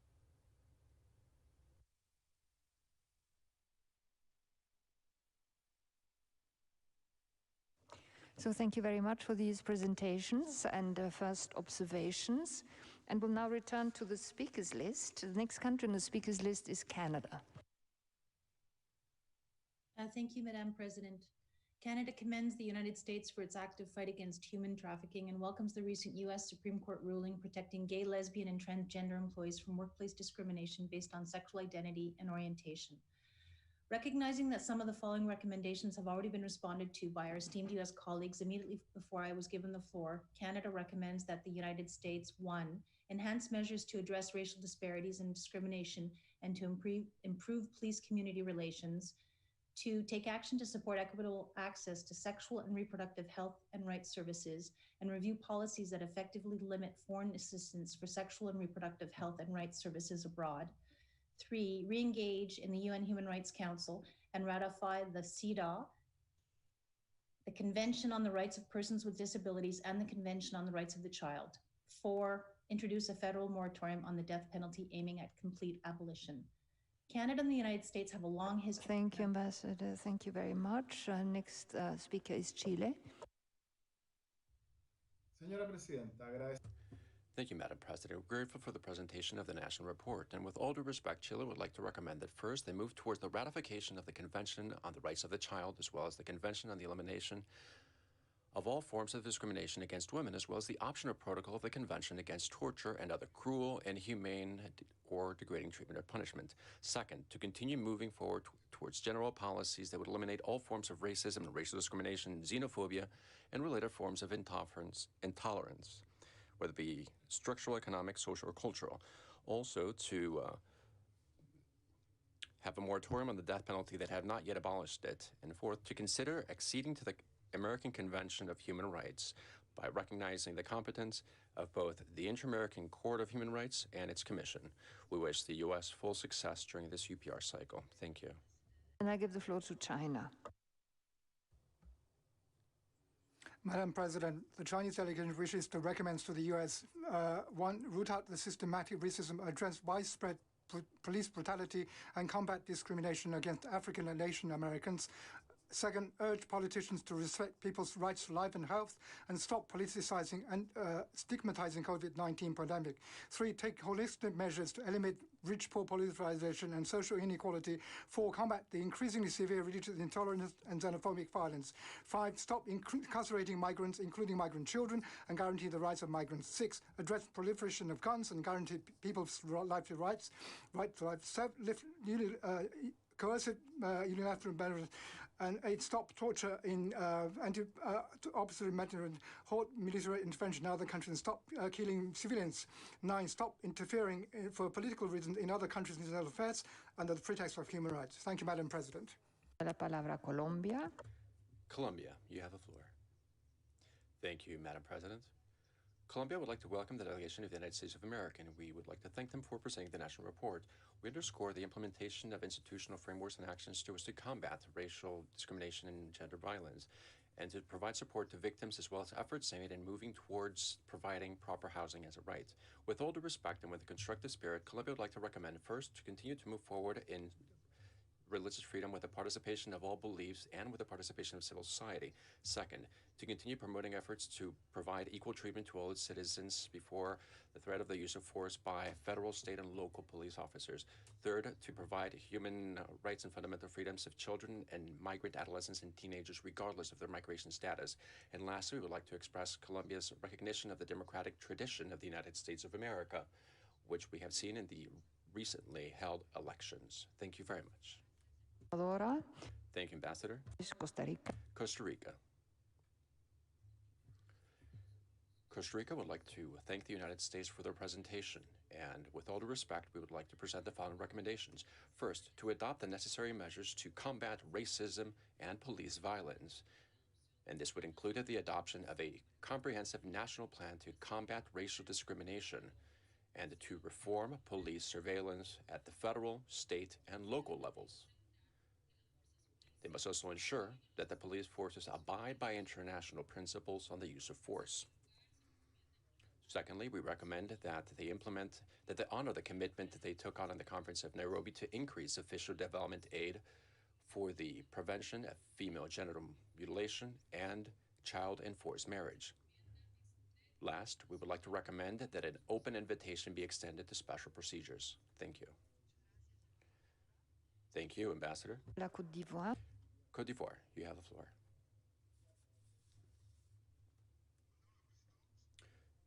Thank you, Madam President. Côte d'Ivoire would like to welcome the delegations of the United States of America, and we would like to thank them for the presentation of the third UPR cycle. The delegation of Côte d'Ivoire would like to commend the United States delegations for all the efforts that they have made so as to implement the recommendations presented to it during the second cycle, so as to guarantee full enjoyment of human rights on their territory. While encouraging the United States to continue pursuing its effort, we would like to recommend that they ratify the Convention on the Elimination of all forms of discrimination against women, as well as the Convention on the Rights of the Child, and to adopt appropriate measures to combat against the excessive use of force by the police, as well as acts of discrimination, and to ensure that the perpetrators are punished. To conclude, Côte d'Ivoire would like to wish every success to the delegation of the United States of America during this third UPR cycle. Thank you. Madam President, Croatia welcomes the delegation of the United States of America. Croatia appreciates government's recent efforts aimed at ensuring more fairness to all citizens, particularly African Americans. We also welcome the United States' dedication to eliminating racial discrimination and the use of excessive force in policing as expressed in the national report. As the US previously supported calls to ratify several key international human rights documents such as CEDAW and the Convention on the Rights of the Child, we would welcome further progress in that regard. We have two recommendations. First, strengthen the federal law in order to restrict access to firearms by potential abusers and implement regulations with the aim of removing the so-called gun show loophole. And second, to adopt relevant national legislation that will ban issuing life without parole sentences for juveniles. Croatia wishes the delegation of the US a successful review. I thank you. Thank you very much, Ambassador. Tiene la palabra Cuba. Cuba has the floor.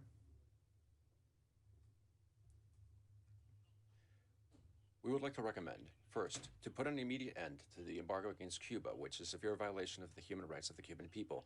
Two, to guarantee the right to health, which would include in this current context of COVID-19. Third, to put an end to the incitation to violence and racism and supremacism. Fourth, to put an end to the criminalization of poverty, which disproportionately affects Afro-Americans. 5, to put an end to cruel and inhumane degrading treatment to migrant and asylum seekers, and to, as well as separating hundreds of minors from their families. 6, to introduce reforms to reduce levels of inequality and poverty and to recognize the domestic scale of economic, social, and cultural rights. 7, to recognize and respect the human rights to peace, development, and international solidarity by putting an end to coercive unilateral measures of interference and aggression. 8, to ratify the Convention on the Rights of the Child, on the Rights of Women, and on the persons with disabilities. Thank you. Cyprus welcomes the participation of the United States at today's UPR. Cyprus welcomes the bipartisan First Step Act that was passed by Congress, as well as the recent US Supreme Court ruling on Title VII. Cyprus recommends 1. Ratify CEDAW, Additional Protocols 1 and 2 of the 1949 Geneva Conventions, the Convention on the Rights of the Child, the Optional Protocol to the Convention Against Torture, as well as the Rome Statute of the ICC. 2. Restore a moratorium on the use of the death penalty at the federal level. 3. Investigate in a transparent manner all cases of disproportionate violence by law enforcement and ensure fairness to all citizens, particularly members of the African American and other minority communities. 4. Extend a standing invitation to special procedures. Thank you. Thank you very much, and I give the floor to the Czech Republic. Madam President, the Czech Republic welcomes the participation of the USA in the UPR process and invites the USA to actively engage also in other formats of the Human Rights Council. The Czech Republic notes with the appreciation progress made by the USA in some human rights areas, such as adoption of the First Step Act, which presents reforms to the criminal justice system, or the introduction of the strategy for women, peace and security. We offer the following recommendations. Firstly, to ratify CRC, CRPD, CEDAW, OPCAT. Secondly, to impose a moratorium on executions with a view to abolishing the death penalty nationwide. And thirdly, to continue efforts to combat racism and discrimination of minorities and protect vulnerable groups. Thank you, Madam President. Thank you, Ambassador. And the next speaker is the DPRK. Thank you, Madam President. Expressing grave concern of the violations committed by the US at home and abroad in breach of the international human rights law, DPRK recommends the US to take legal and practical measures to 1. End deep-rooted racism and racial discrimination, brutality, killings by guns and torture in national detention facilities. 2. Abolish the North Korea Human Rights Act and other evil extraterritorial laws and stop political pressure and military actions that infringe upon the sovereignty or threaten the lives of the peoples in other countries. 3. Close illegal US security detention facilities and end the violations by US forces in foreign lands. Thank you. Thank you very much, and I pass on the floor to Denmark.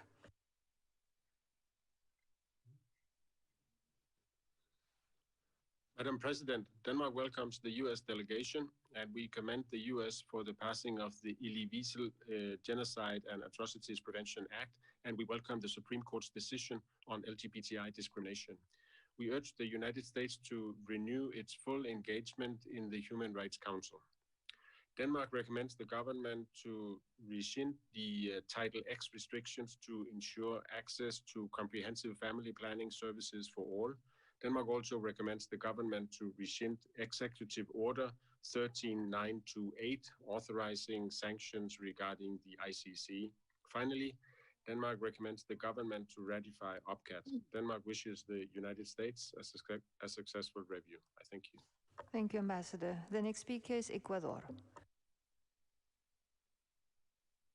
Gracias, señora Presidenta. Thank you, Madam President. Ecuador welcomes the distinguished delegation of the US, and we thank them for the report. Ecuador acknowledges the progress made by the US since the previous UPR cycle, including the strategy for the prevention of violence against women and programs aimed at combating human trafficking. In a constructive spirit, Ecuador respectfully makes the following recommendations. 1, to protect the rights of children who arrive to the United States and to seek alternatives to the current detention system for migrant children, be these children unaccompanied or with family groups, and to ensure that they can remain with their parents. Secondly, to step up efforts to combat discrimination in all its manifestations and to eliminate the excessive use of force in police work, to crack down on any abuses in accordance with the law, and to implement measures to prevent racial profiling. Ecuador wishes the US every success in its UPR. Thank you. Gracias a usted. Thank you. Now here, Egypt.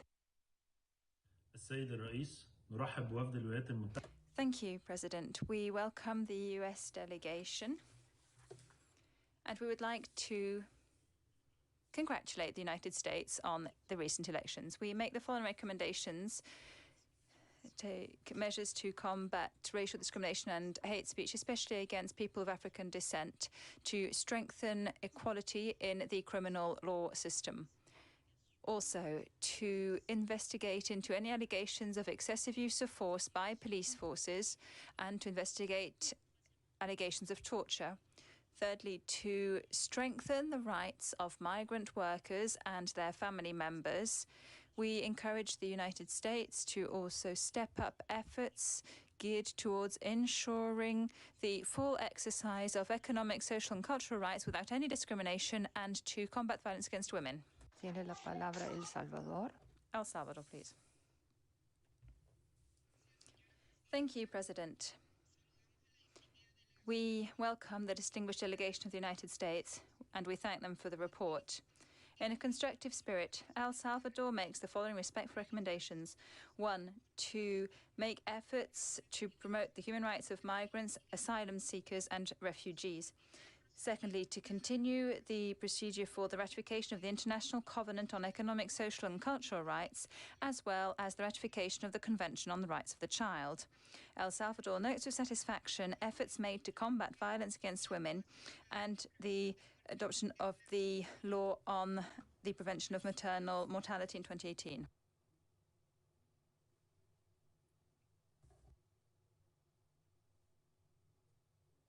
Welcomes the delegation of the United States to this UPR cycle and thanks it for the presentation of its national report. We congratulate the United States government's continuous engagement with the UPR mechanism. Measures to protect and safeguard women and girls from violence and the adoption of strategy on women, peace and security are commendable. In a constructive spirit, Ethiopia recommends to the United States: 1, step up its efforts both at home and abroad to improve the health, dignity, and well-being of women, children, and their families, and 2, further enhance activities that will cater for reducing homelessness faced by vulnerable groups across the country. Ethiopia wishes the United States a successful review. I thank you, Madam President. Thank you very much. The next speaker is Fiji. Fiji welcomes the delegation of the United States of America and congratulates it for the achievements in the implementation of the recommendations from its previous cycle. Fiji offers the United States of America the following recommendations. 1, intensify efforts to develop and strengthen the necessary legislative frameworks that address cross-sectoral environmental challenges, including climate change adaptation and mitigation frameworks. 2, take immediate steps to overturn the executive branch decision to withdraw from the Paris Agreement. 3, consider abolishing the death penalty. And 4, ensure that detention centers for migrants and refugees and the treatment they receive meet the basic conditions called for under international human rights law and standards. We wish the delegation every success in its review. I thank you. Thank you very much. I give the floor to Finland. Madam President, Finland welcomes the United States' engagement in the UPR process and wishes to make the following two recommendations. Firstly, we recommend that, after the regrettable resumption of the federal death penalty, the US government abstain from further use of capital punishment, which is inhumane and violates persons' right to life, and carefully review the new execution protocol. Secondly, we would like to highlight sexual and reproductive health and rights as an indispensable component of human rights, and Finland recommends that essential health services are made accessible for women and girls, with special attention paid to those who face multiple and intersecting forms of discrimination. In this context, as in 2015, we wish to draw attention to the growing maternal mortality rate in the US, which is highest among wealthy nations. I thank you. Thank you very much. Et je donne la parole à la France. I give the floor to France. Thank you, President.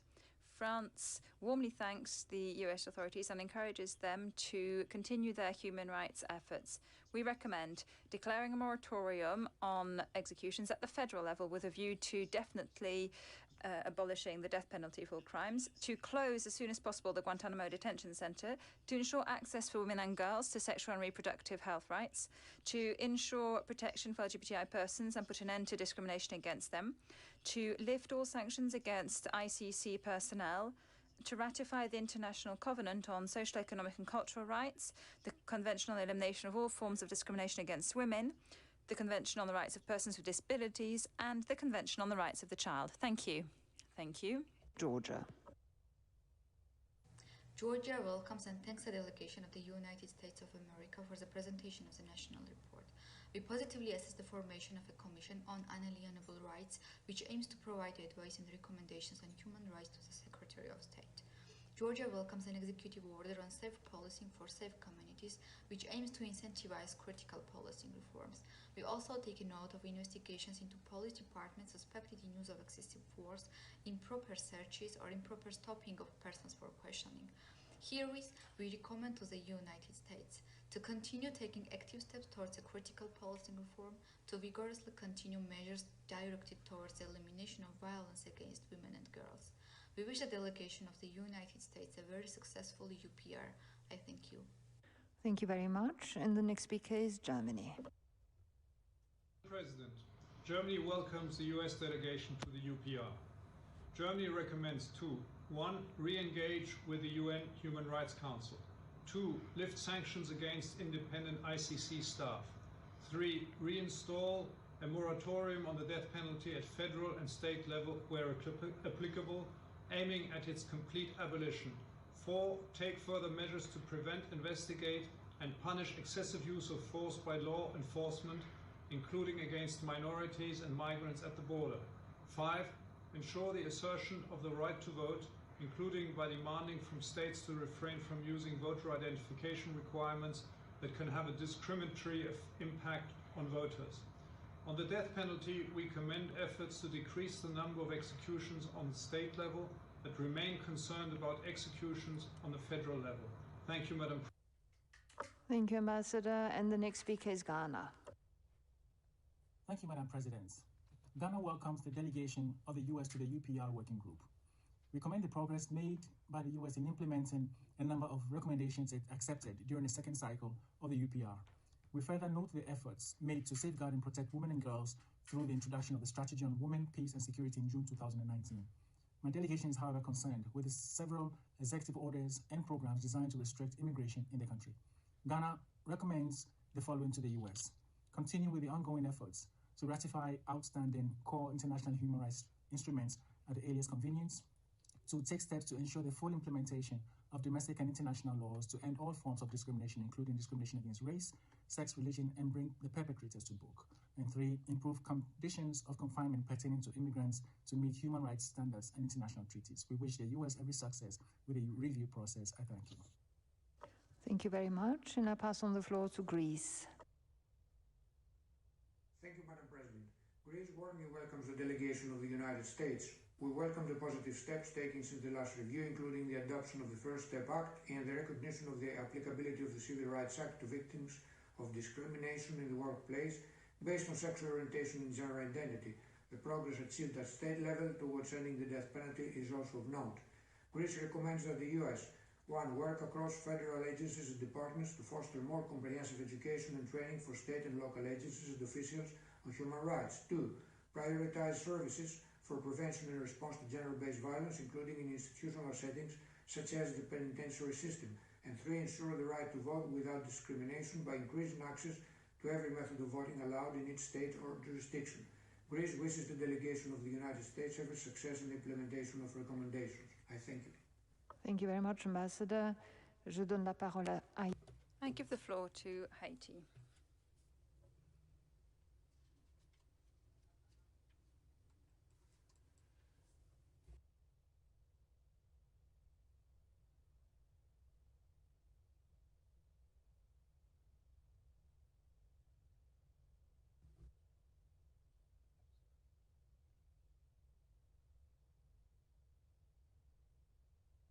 Haïti souhaite la bienvenue à la délégation des États-Unis d'Amérique.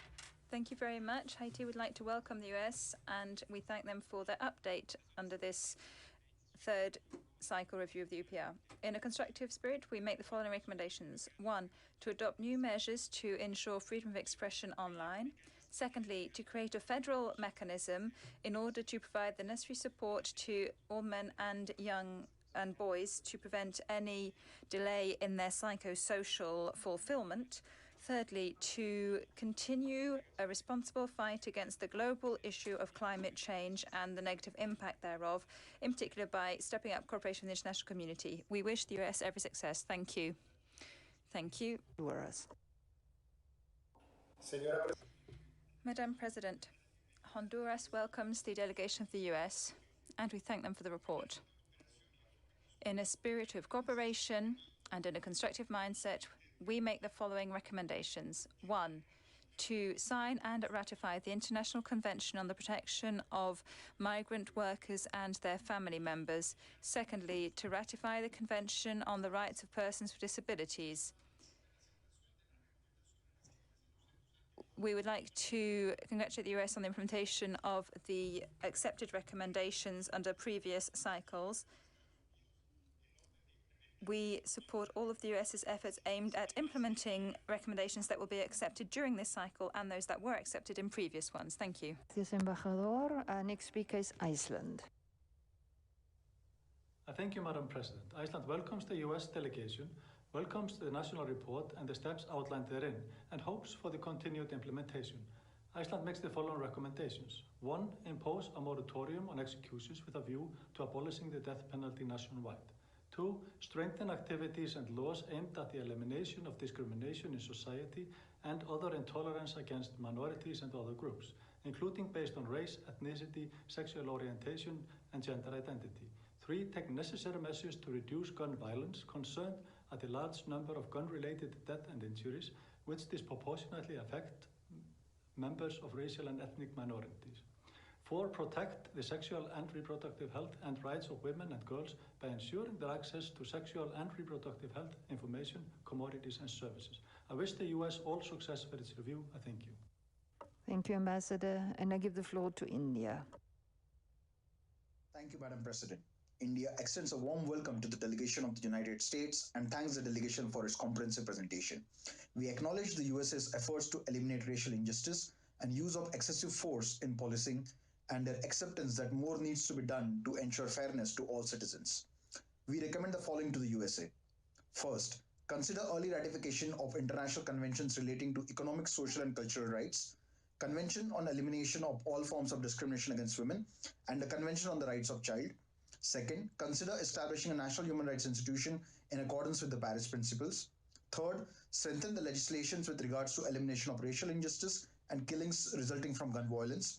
Fourth, continue reinforcing legislation to eliminate all forms of gender discrimination in employment and ensure equal pay for work of equal value at workplaces. We wish the delegation of USA success in its endeavor. Thank you, Madam President. Thank you very much. And the next speaker is Indonesia. Thank you, Madam President. Indonesia thanks the delegation of the United States for presenting their national report. Indonesia welcomes the US recognition of the need to overcome the challenges in ensuring fairness to all its citizens, including the minorities. We believe that the Safe Policing for Safe Communities initiative is a positive step towards critical policing and criminal justice reform. In this cycle, Indonesia wishes to recommend the following. First, to strengthen efforts in preventing the excessive use of force by law enforcement officials. Second, to consider acceding to the Convention on Migrant Workers. And third, to strengthen its bilateral collaboration to abolish human trafficking and slavery in fisheries industries. We wish the United States a successful review. I thank you.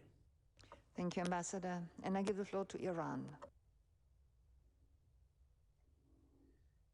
Madam President, the U.S. long record of gross violation of human rights must be reversed. Iran recommends the U.S. to take necessary measures to end systematic racism against minorities, including African Americans. 2, end systematic arbitrary killing by drones and prosecute and punish all involved in criminal and assassination of Iranian nationals, including General Soleimani, the anti-terrorism hero, as also recognized as such by the by the UN Special Rapporteur on extrajudicial executions. 3, stop imposition of UCMs and embargoes on other nations that have caused widespread gross violation of human rights and cooperate with the UN Special Rapporteur on UCMs.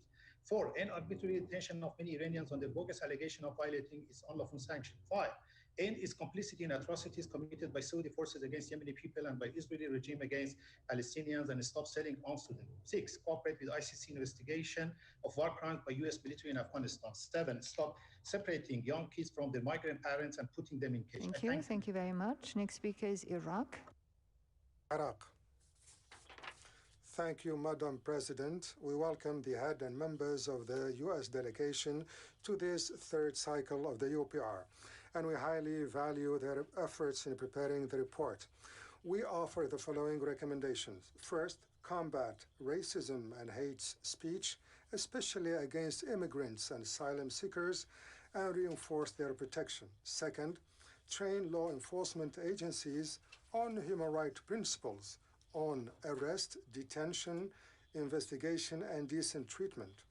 Thirdly, ensure access to healthcare, drugs, and treatment to all segments of society. In closing, we wish the U.S. delegation successful result of this UPR cycle, and thank you, Madam President. Thank you very much. The next speaker is Ireland. Ireland warmly welcomes the delegation of the United States and thanks them for their presentation.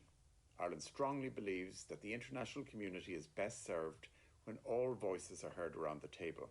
We therefore encourage the US administration to re-engage with the Human Rights Council and all of its mechanisms. We welcome progress made since the last UPR cycle, including the passage of the Juvenile Reform Act of 2018, and encourage its full implementation. On the death penalty, Ireland notes with deep concern the resumption of federal executions since June 2020. Ireland makes the following recommendations. 1. Immediately introduce a moratorium on the federal death penalty and cease the sentencing of life without parole for juvenile offenders. 2. Reverse all measures against the International Criminal Court, its officials and staff. We wish the US every success with this UPR cycle. Thank you. Thank you, Ambassador. And I pass on the floor to Israel. Israel welcomes the delegation of the United States of America to the UPR and would like to thank it for its national report. Israel would like to commend the U.S. for its leading effort in protecting and promoting religious freedom, among them the global call to protect religious freedom hosted by the President in September 2019, and the launch of the International Freedom of Religion or Belief Alliance, of which Israel is a proud member. Israel commends the effort made towards gender equality in the workplace and recommends to further encourage private employers to strengthen equality and to offer paid maternity leave. Moreover, we recommend to further address the issue of sexual violence in the military. Finally, Israel commends the Office on Violence Against Women for its efforts in building up capacity in administration of justice as well as protection of victims, and would like to recommend the U.S. to consider ratifying the CEDAW Convention. We take this opportunity to wish the U.S. much success in its review. Thank you, Ambassador. And the next is Italy. Thank you, Madam President. We thank the delegation of the United States of America for their presentation and commitment to the UPR. Italy commends the recent measures taken in the justice sector, including the First Step Act and the Juvenile Reform Act, as well as the President's Executive Order on Safe Policing for Safe Communities. Italy also welcomes the Supreme Court ruling stating that Title VII of the 1964 Civil Rights Act protects homosexual and transgender workers from employment discrimination. Italy sees this opportunity to offer the following recommendations. Take into consideration the possibility of adopting a moratorium of capital executions at the state and federal levels, continue the efforts to prevent and combat racism, racial discrimination, xenophobia, and all other forms of intolerance. We wish the United States of America a successful review. I thank you. Thank you, Ambassador. And the next speaker is Japan. Thank you, Madam President. Japan highly appreciates the U.S. positive commitment to advancing responsible business conduct and to promoting the implementation of the UN guiding principles on business and human rights. Japan also appreciates the steps taken by the U.S. to ensure fairness to all citizens in the community. Japan recommends that the United States take further measures to realize its commitment to eliminating racial discrimination, including by providing human rights education to law enforcement officers, and 2, ratify CEDAW, the CRC, and the CRPD as soon as possible. We wish the U.S. delegation every success in the review. Thank you. Thank you, Ambassador. Next speaker is Jordan. In the name of God, most gracious, most merciful, Madam President, we welcome the delegation of the U.S. and thank them for their presentation, which shine a light on its steadfast commitment to human rights and democracy. We also applaud the methodology of the report and the taking of various measures in order to implement the recommendations accepted in the previous cycle. We have the following recommendations to offer. Take measures to go back again to engagement with the Human Rights Council and its work. In closing, we wish the U.S. a successful UPR. And thank you, Madam President. Thank you very much. And I pass on the floor to Kazakhstan. Kazakhstan welcomes the U.S. delegation and notes the Third Universal Periodic Report of the country. U.S. is Kazakhstan's strategic partner, and our cooperation in security and nuclear non-proliferation is a cornerstone of our relationship. We commend the U.S. government's efforts to combat human trafficking in all its forms, in particular, the President's Interagency Task Force to monitor and combat trafficking in persons. Taking this into account, Kazakhstan makes the following 2 recommendations. First, consider ratifying the Convention on the Rights of the Child. Second, undertake the necessary law enforcement reforms. We wish the delegation of the United States a successful review. I thank you. Thank you very much. Next speaker is Kenya. Thank you, Madam President. Kenya congratulates the U.S. on this UPR and commends the government for all efforts made during the review period to promote and protect human rights.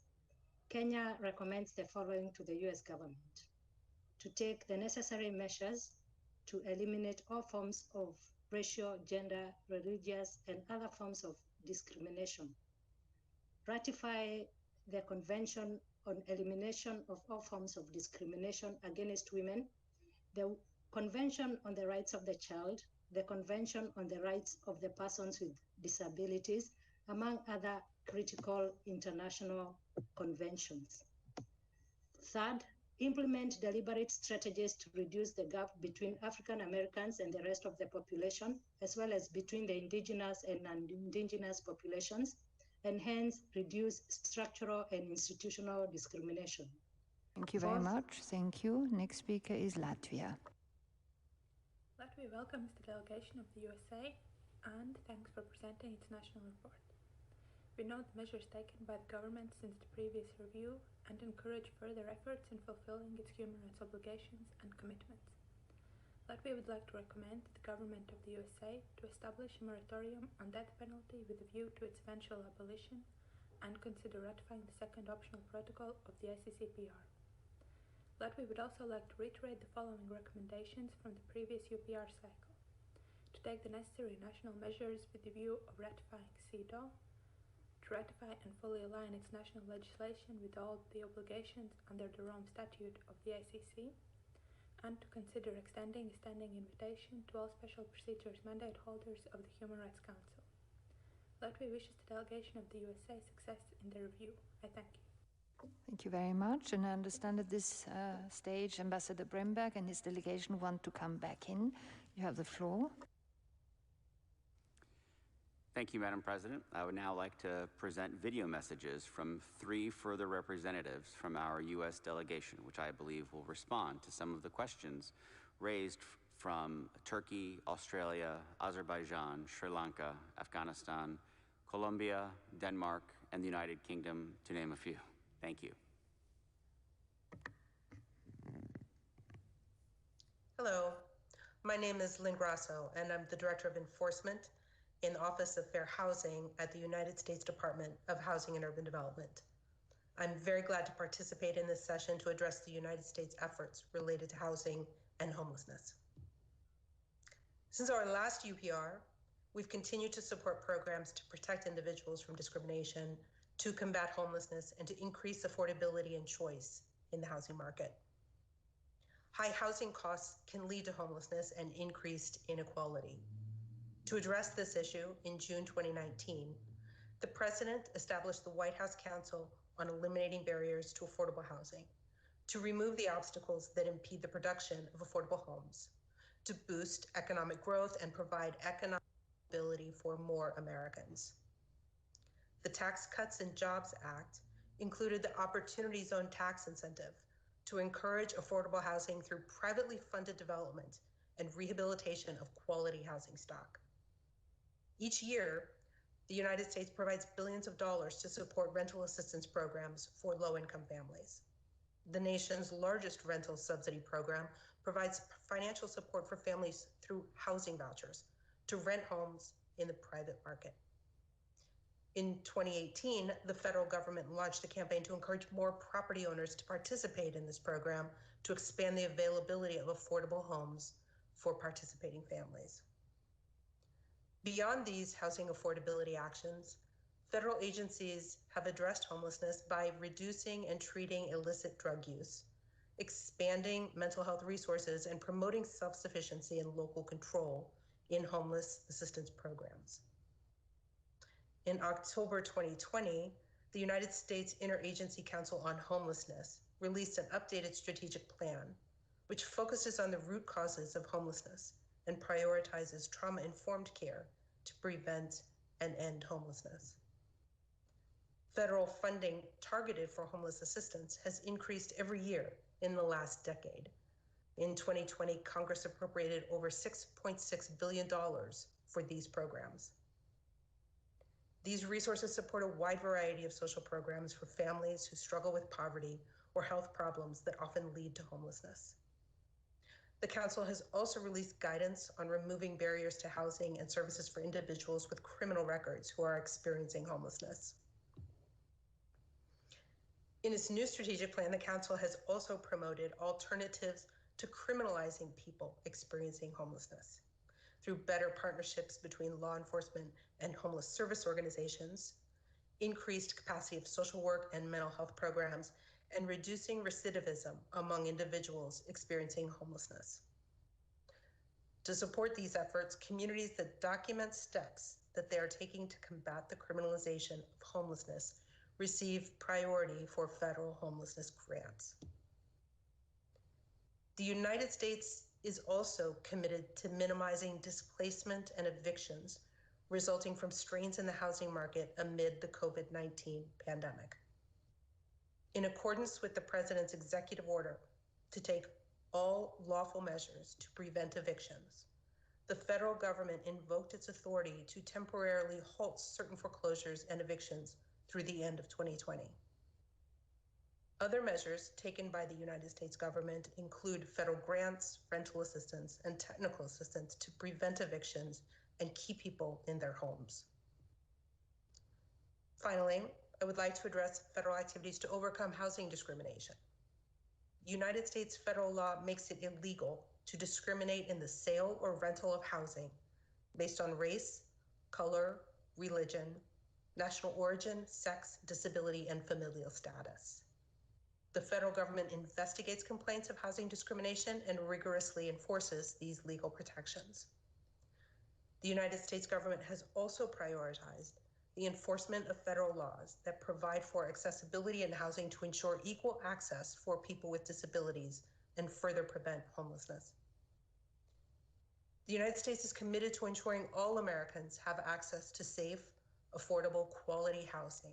And likewise, we remain committed to creating strong, sustainable, inclusive communities for all. Thank you. Thank you. My name is Dorothy Fink, and I am the Deputy Assistant Secretary for Women's Health at the United States Department of Health and Human Services. I am honored to talk to you about the importance of health in the U.S. government and what we are doing to help people who live in the United States lead healthy lives.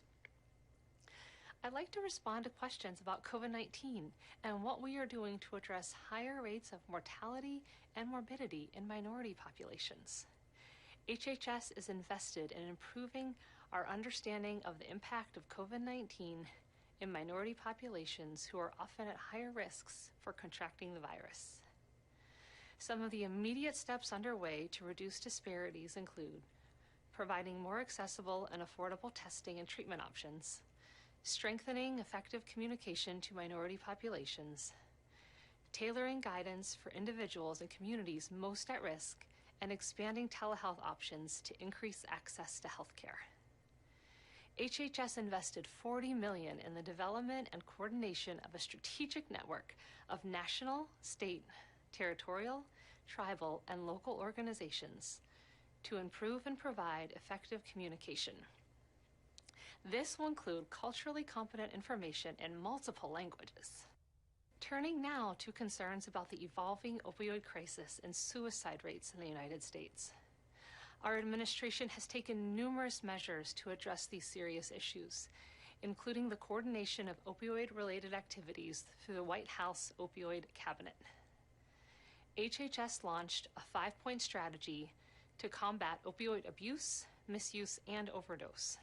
The evidence-based strategy provides the overarching framework for the department and aims to improve access to prevention, treatment, and recovery services, strengthen data to inform real-time public health response, advance the practice of pain management practices, target availability and distribution of overdose-reversing medications, and support cutting-edge research that advances our understanding of pain and addiction. In fiscal year 2019 alone, HHS awarded more than $4.26 billion in grants to states, tribes, and local communities through programs aimed at addressing the tenets of this strategy. And through new and expanded authorities granted by the passage of the Substance Use Disorder Prevention that promotes opioid recovery and treatment, or support for Patients and Communities Act, HHS was able to further expand the scope and effectiveness of our programs. These efforts have led to important accomplishments for the administration: an increase in the number of people receiving medication-assisted treatment, an increase in the number of providers able to prescribe medication-assisted treatment, and a 495% increase in naloxone prescriptions since January of 2017. The SUPPORT Act has been instrumental in enhancing our work across all elements of our strategy, allowing HHS to continue investing resources towards addressing this crisis. These results are a testament to the administration's prioritization of the opioid crisis, especially as it continues to evolve and impact so many lives. Suicide is a serious public health issue closely associated with substance use, misuse, and abuse. Through the Suicide Prevention Resource Center, which implements the National Strategy for Suicide Prevention, the administration is working to ensure continued advancements in suicide prevention infrastructure and capacity building in local communities. I will now discuss women's health. HHS promotes women's health in a variety of ways, including funding an office solely dedicated to women's health policy. HHS provides $286 million annually in grants to public and private organizations that offer a broad range of family planning methods and services primarily to those from low-income families. In addition, legislation passed in 2018 expanded the Safe Motherhood Initiative within HHS, including authorizing support for state and tribal maternal mortality review committees. HHS is now funding 25 states to conduct maternal mortality reviews. The Protecting Life and Global Health Policy, in effect since May 2019, focuses on the international discourse towards achieving 4 main pillars. 1, better health for women. 2, the preservation of human life at all stages. 3, strengthening the family as foundational to any healthy society.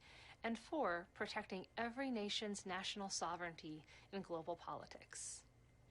In October of 2020, Secretary of State Michael Pompeo and HHS Secretary Alex Azar participated in the virtual signing of the Geneva Consensus Declaration, a historic document that further strengthens a growing coalition around these 4 pillars.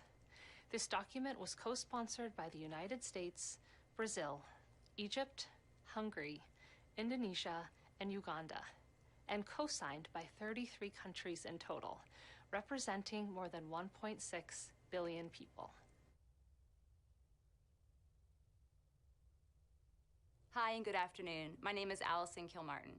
I am Deputy Assistant Secretary for Policy at the U.S. Department of Labor. It's a pleasure to provide you some information on how the United States protects human rights related to labor. With respect to women in the workplace, the U.S. has long been a leader on promoting equal opportunity for all women and prohibits discrimination on the basis of sex, including pregnancy, childbirth, and related medical conditions. To that end, employment discrimination on the basis of current or past pregnancy, childbirth, related medical conditions, or the capacity or intention to become pregnant is considered sex discrimination in violation of the Civil Rights Act of 1964. The Civil Rights Act also prohibits employers from making sex-based assumptions about workers who have child care responsibilities. While U.S. federal law does not require or provide paid parental leave, just last year, Congress enacted and President Trump signed into law the Federal Employee Paid Leave Act, which provides up to 12 weeks of paid parental leave for federal civilian employees. Several states have also enacted their own paid parental leave policies, including Connecticut, New Jersey, Oregon, and Washington. Many of America's private sector companies have also adopted family leave policies, including Dell, Etsy, and Johnson & Johnson. For our part, the Department of Labor has awarded grants to assist some states and localities in funding feasibility studies on paid leave. Those studies have informed the development or implementation of paid family and medical leave programs at the state and local levels, seeking solutions that work for unique communities. Moreover, this past July, the Department of Labor's Women's Bureau published a paid leave request for information, seeking comments from small, medium, and large employers, employees, and researchers on their experience regarding paid leave.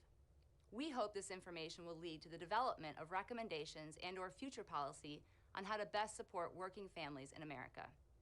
On pay equity, the United States continually works to ensure employers' compliance with federal pay laws and focuses enforcement resources where pay discrepancies based on sex, race, and ethnicity indicate potential pay violations. The Department's Office of Federal Contract Compliance Programs, or OFCCP, holds those who do business with the federal government responsible for complying with the legal requirement to not discriminate in employment. And we are proud of America's record of holding violators accountable. This year, OFCCP recovered $35.6 million, the second highest year of recovery in its history. These monetary amounts are pivotally important. They are used to remedy group-level race and sex discrimination in employment, predominantly in hiring and compensation. For example, in one settlement of a hiring discrimination case in the banking industry, OFCCP secured a settlement of $7.8 million on behalf of almost 35,000 African American applicants. Minority workers have enjoyed incredible wage growth under the Trump administration. On average, their wages grew over 8% in 2019. OFCCP's work consolidates those gains and ensures minority workers are paid fairly and well. And finally, regarding employment opportunities, the U.S. is fully committed to ensuring equal employment opportunities in all sectors of the workforce. And we are working to support women in science, technology, engineering, and math, the STEM occupations. Through the White House's pledge to America's workers, job creators around the nation have committed to more than 16 million training, upskilling, or reskilling opportunities for America's students and workers. Since January 2017, more than 800,000 people have entered apprenticeship programs registered with the Department of Labor or its state counterparts. And in 2019 alone, over 1/3 of active apprentices were from minority groups. These 16 million opportunities offer yet another pathway to family-sustaining wages and fulfilling careers. In addition, the U.S. administers the Women in Apprenticeship and Non-Traditional Occupations Grant Program, the WANTO grants, which seek to improve recruitment and retention of women in apprenticeships and non-traditional occupations. Since 2017, the department's Women's Bureau has awarded nearly $8.5 million in WANTO grants to increase apprenticeship participation and expand job opportunities for American women. Preliminary data show that approximately 1,500 women have been served by these WANTO grants through participation in job-related training, including formal pre-apprenticeship programs. These are just some of the notable efforts that the U.S. Department of Labor is taking to protect and defend the human rights of our citizens. I invite you to visit the department's website for more information. Thank you for your time and attention. Thank you very much, and we return to our speakers list. And next country to take the floor is Lebanon. Madam Chair, my country would like to welcome the U.S. delegation and would like to thank them for the report. We take note of the clarifications in the report, namely regarding efforts to limit racial discrimination and using excessive force by policemen. And we recommend the following. First, to continue efforts to limit armed violence and crimes through regulating arms possession and arms use. Second, to continue efforts to combat all forms of discrimination, racial discrimination, and xenophobia. We wish the United States of America success in this review. Thank you, Madam Chair. Thank you very much, Ambassador. Next speaker is Lesotho. Thank you, Madam President. Lesotho welcomes the delegation of the United States to the working group. We recognize and appreciate the steps which the United States has taken to advance the human rights of its citizens. We commend the United States for developing the 2019 strategy on women, peace and security, which seeks to prevent, mitigate and protect women and girls from violence. Irrespective of notable developments, we wish to make the following recommendations for consideration by the delegation of the United States.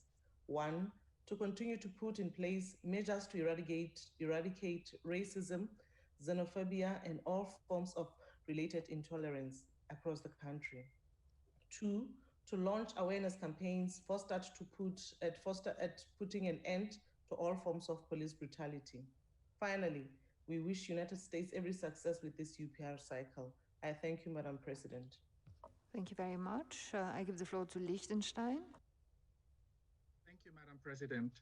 Liechtenstein welcomes the distinguished delegation of the United States of America and wishes to thank for the valuable information provided in the introductory statement and the national report.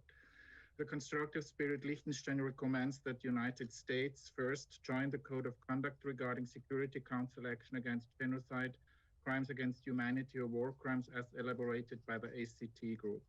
Second, we signed Executive Order 13928 authorizing sanctions aimed at undermining the International Criminal Court's essential mandate. 3, ratify the optional protocol to the Convention Against Torture. And 4, immediately establish an official moratorium on execution.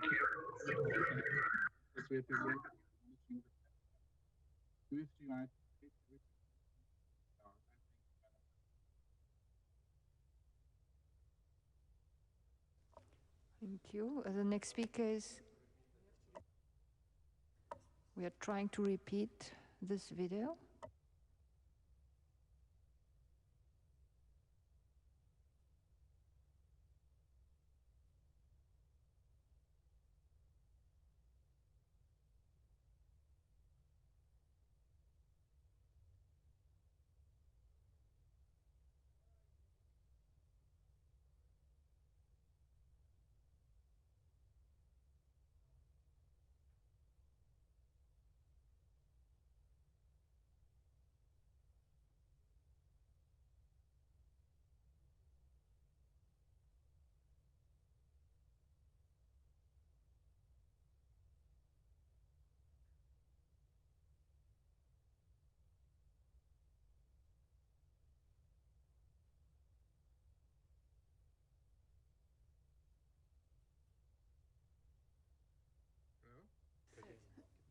If the ambassador of Liechtenstein is still there, maybe he could read again the second part of his statement, because we had a problem here with the sound. I'm very sorry.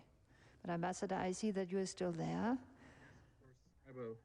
I just repeat the recommendations, okay? Yes, please. First, Liechtenstein recommends that the United States first join the Code of Conduct regarding Security Council action against genocide, crimes against humanity, or war crimes as elaborated by the ACT group.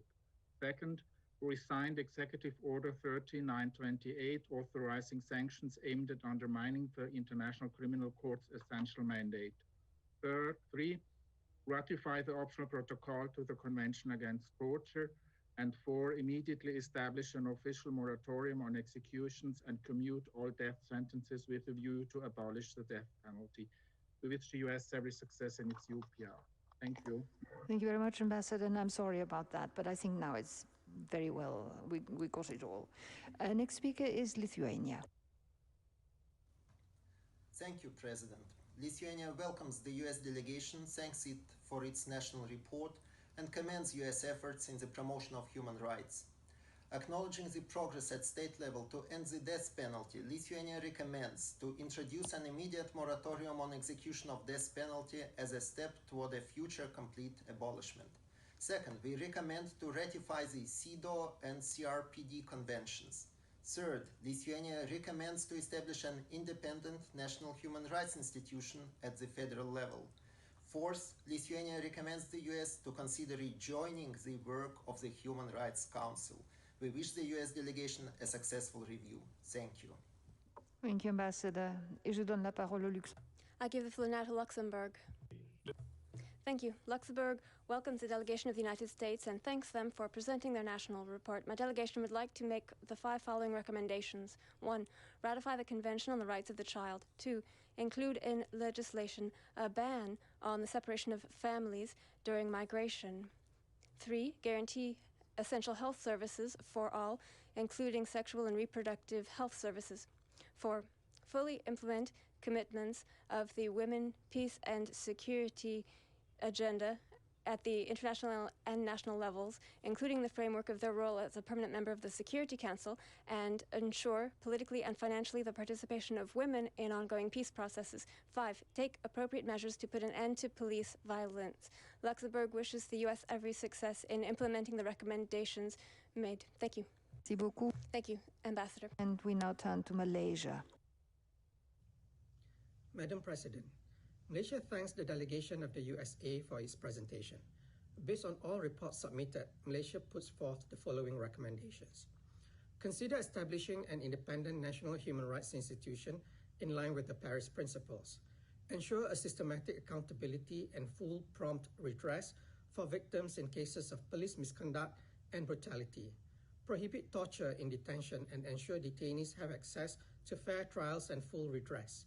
Ensure universal access to sexual and reproductive health information, education, and services for all, and strengthen efforts to address discrimination, racial profiling, religious intolerance, and incidences of Islamophobia, including those perpetrated by authorities. Malaysia wishes the USA a successful review. Thank you, Madam President. Thank you, Ambassador. And I pass the floor to Maldives. Thank you, Madam President.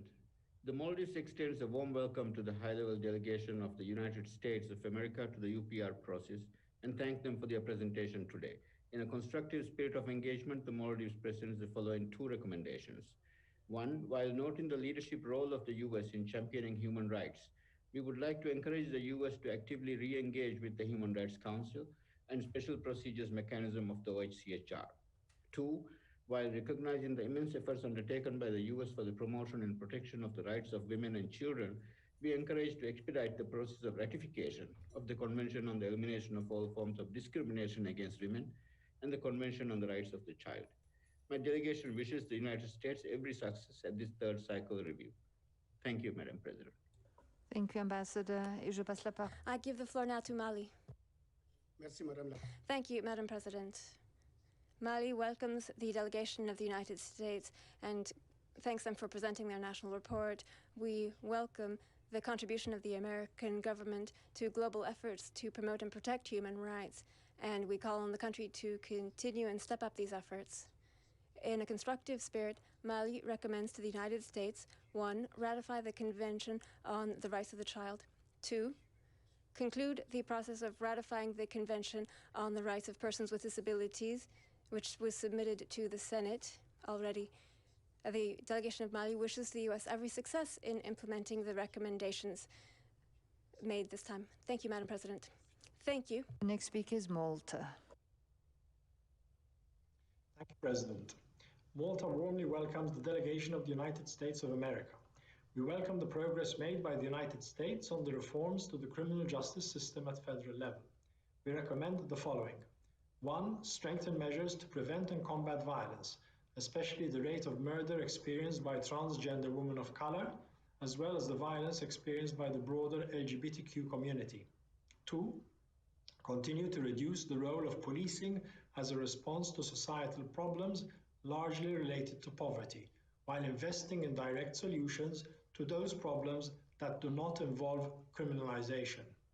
3. Establish a moratorium on the death penalty at federal level with a view to complete abolition, and take measures to avoid racial bias in capital punishment. I thank you. Thank you very much, Ambassador. And the next speaker is Marshall Islands. Thank you, Madam President. The Republic of the Marshall Islands welcomes the United States delegation to this third UPR cycle and thanks them for their detailed report. In 2013, the UN Special Rapporteur on the implications for human rights of the environmentally sound management and disposal of hazardous substances and wastes released a report on his visit to both the United States and the Marshall Islands regarding human rights implications of numerous nuclear weapons testings conducted during the period of UN trusteeship. In a constructive spirit, the Republic of the Marshall Islands strongly recommends that the United States respond accordingly to the substance of the relevant recommendations of the Special Rapporteur in his 2013 report. We wish the United States a very successful review during this third UPR cycle. Con moltada, and thank you. Thank you, Ambassador. And I give the floor to Mexico. Thank you, Madam President. We thank the United States for its report.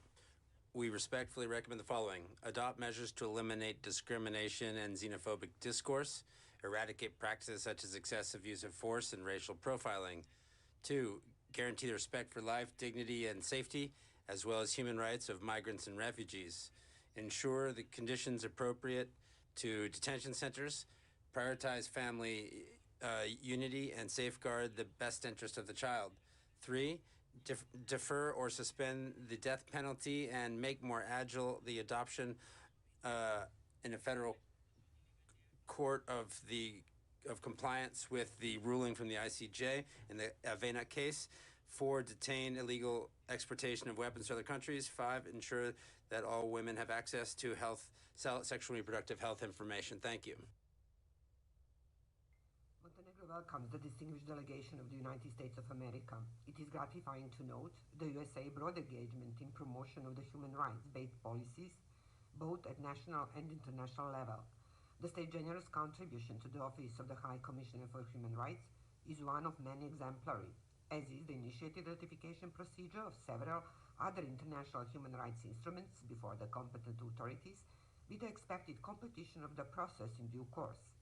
Montenegro would like to make the following recommendation to the USA: to continue with promotion and implementation of the anti-discrimination policies, including those that prohibit racial discrimination and intolerance, and second, to further strengthen the existing non-discriminatory, inclusive, and integrated approach to work to ensure women's equality and the promotion and protection of these rights. We wish the USA delegation a successful UPR cycle.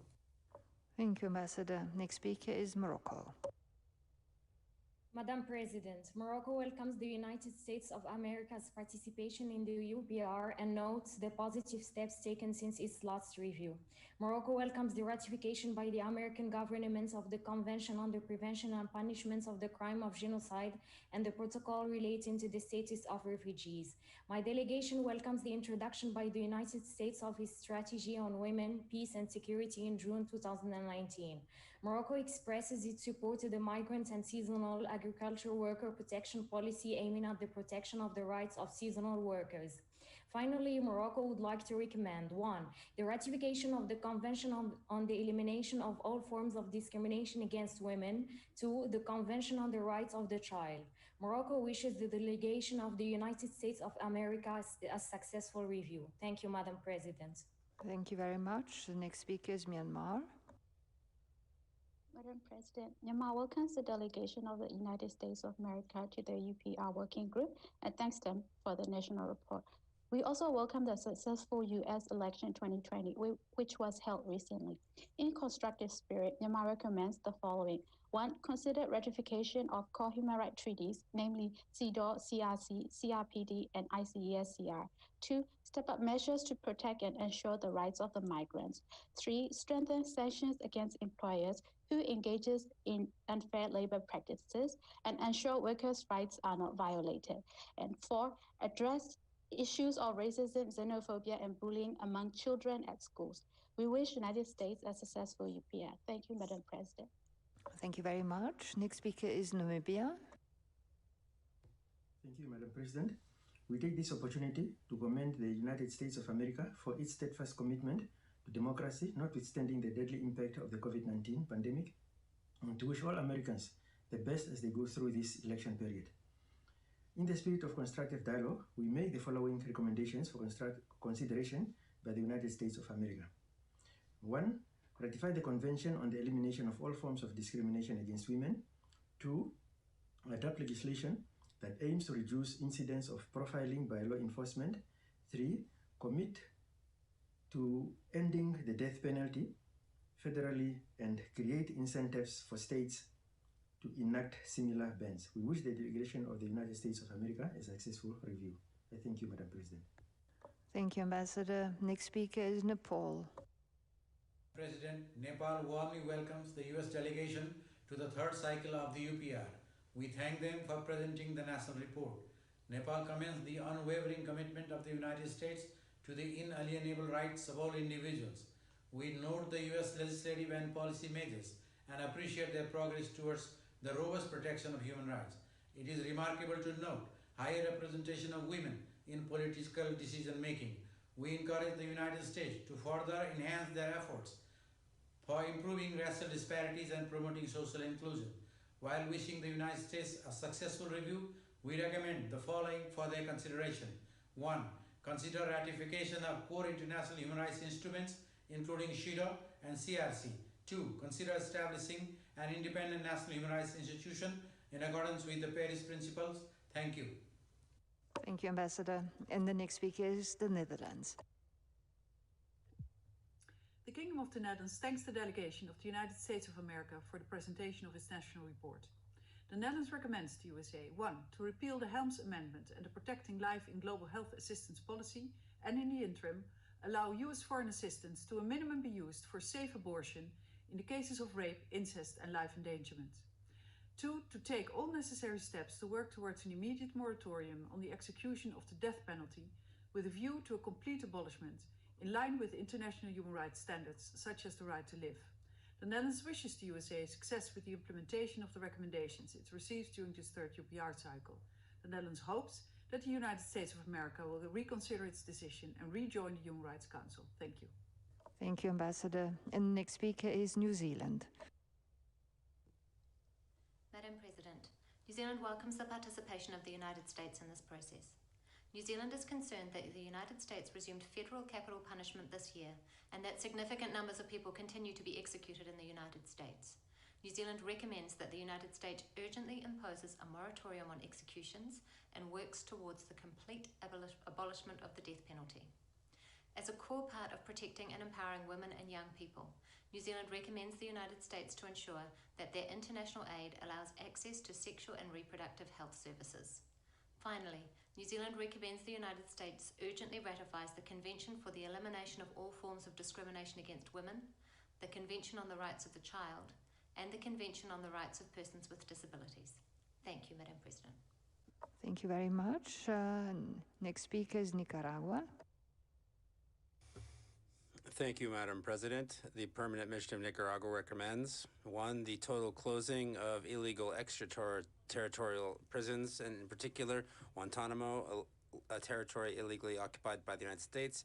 2, put an end to sanctions and unilateral coercive measures that undermine the sovereignty and self-determination of countries of the world, including in the Americas, Cuba, Venezuela, and Nicaragua.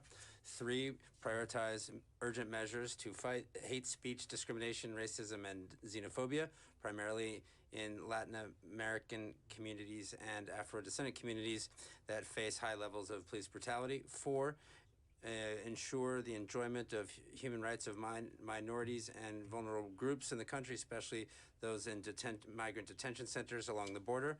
5, respect the people of the world in their freedom and democratic development and their electoral processes that are constitutional. Thank you. Niger. Thank you, Madam President. Niger warmly welcomes the American delegation, and we commend them on the presentation of their national report. Niger welcomes the excellent progress made by the United States in implementing the recommendations from the last UPR, in particular those on strengthening laws and mechanisms at the federal and state levels to better combat racial discrimination in all its forms, and we encourage them to continue this effort.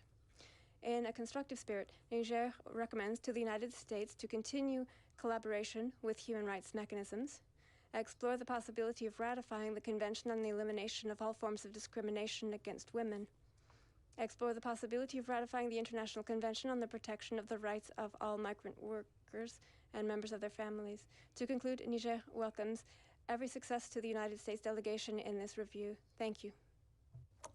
Thank you. And I give the floor to Nigeria. Thank you, Madam President. Nigeria welcomes the delegation of the United States of America and thanks it for the presentation of the country's third cycle UPR national report. We commend the government of the United States of America for its continued cooperation and commitment to the UPR process. In the spirit of constructive engagement, Nigeria recommends the following for the consideration of the United States of America. 1. Continue efforts in combating human trafficking and ensure the protection of the rights of victims of trafficking and as well as the rights of migrants. 2. Adopt further measures to ensure the enjoyment of human rights by all without discrimination. We wish United States of America a very successful review process. I thank you, Madam President. Thank you very much. The next speaker is North Macedonia.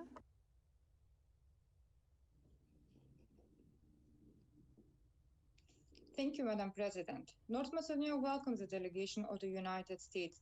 We highly appreciate the measures taken for improvement of human rights of indigenous peoples in the second cycle, especially through policies aiming to end violence disproportionately affecting American Indian and Alaska Native communities. Concerning our previous recommendation pertaining to guaranteed rights to access to justice and effective remedies to all indigenous women who were victims of violence, North Macedonia welcomes the establishment of the Task Force on Missing and Murdered American Indians and Alaska Natives. We note the efforts that USA is making to reform sensitive legislation that have wrongly and disproportionately harmed the African American community. We reiterate our call from the second cycle and recommend that the United States consider ratification of all Convention on the Rights of the Child, the Convention on the Elimination of All Forms of Discrimination Against Women. Thank you very much. Thank you. Next speaker is Norway.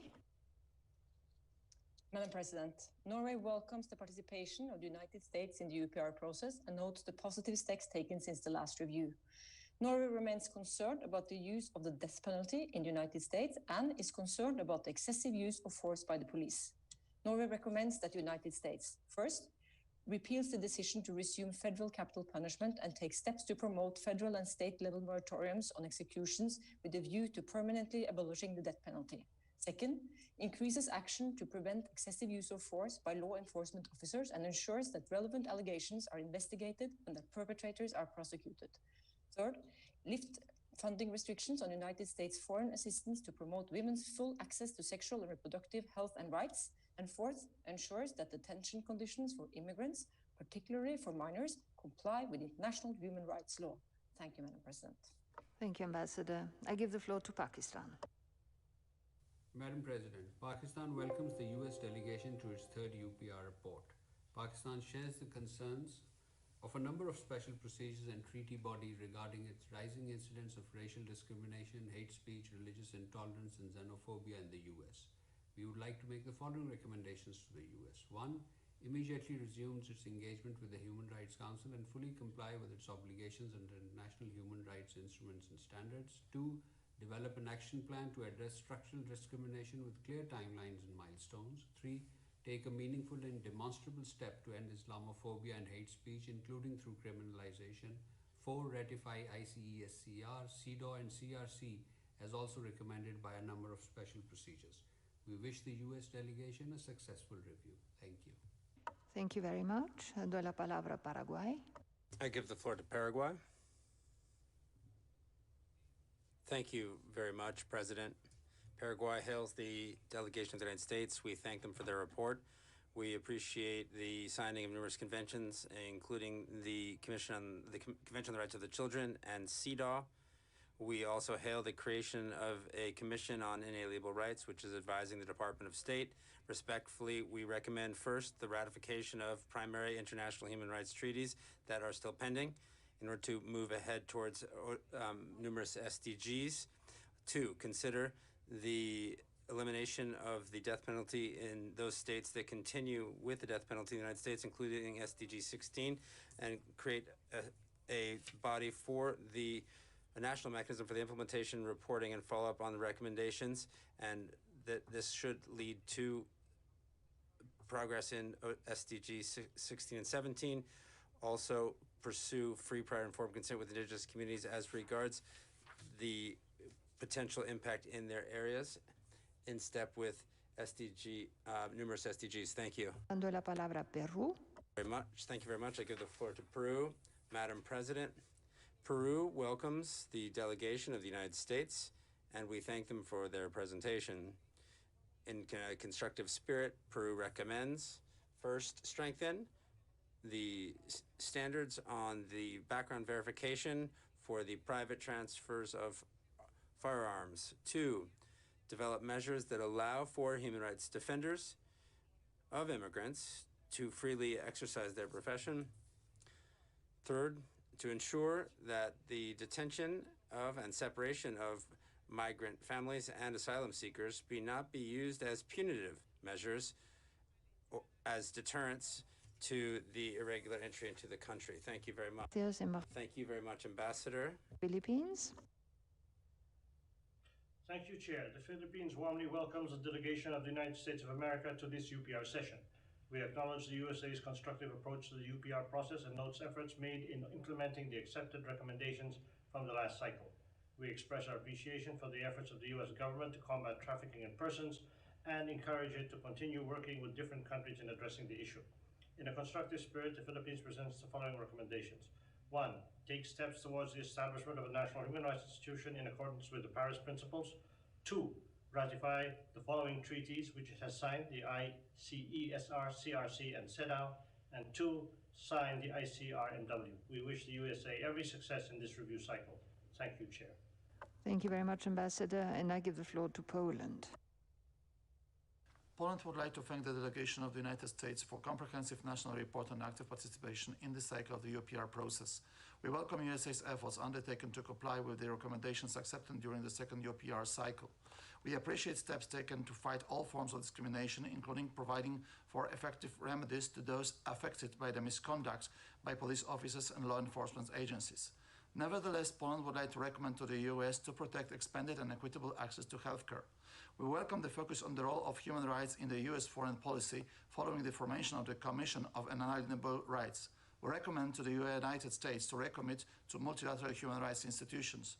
We would be satisfied to see the US in the Human Rights Council again. I thank you for your attention. Thank you, Ambassador. And I pass on the floor to Portugal. Madam President, Portugal very much welcomes the participation of the United States of America in the UPR. Portugal regrets the recent resumption of executions at federal level and recommends that federal and state authorities impose a moratorium on executions with a view to abolishing the death penalty nationwide. The COVID-19 pandemic has demonstrated the importance of ensuring universal and equitable access to health. We recommend that the United States takes concrete steps to ensure the enjoyment of human right to health by all its people without discrimination.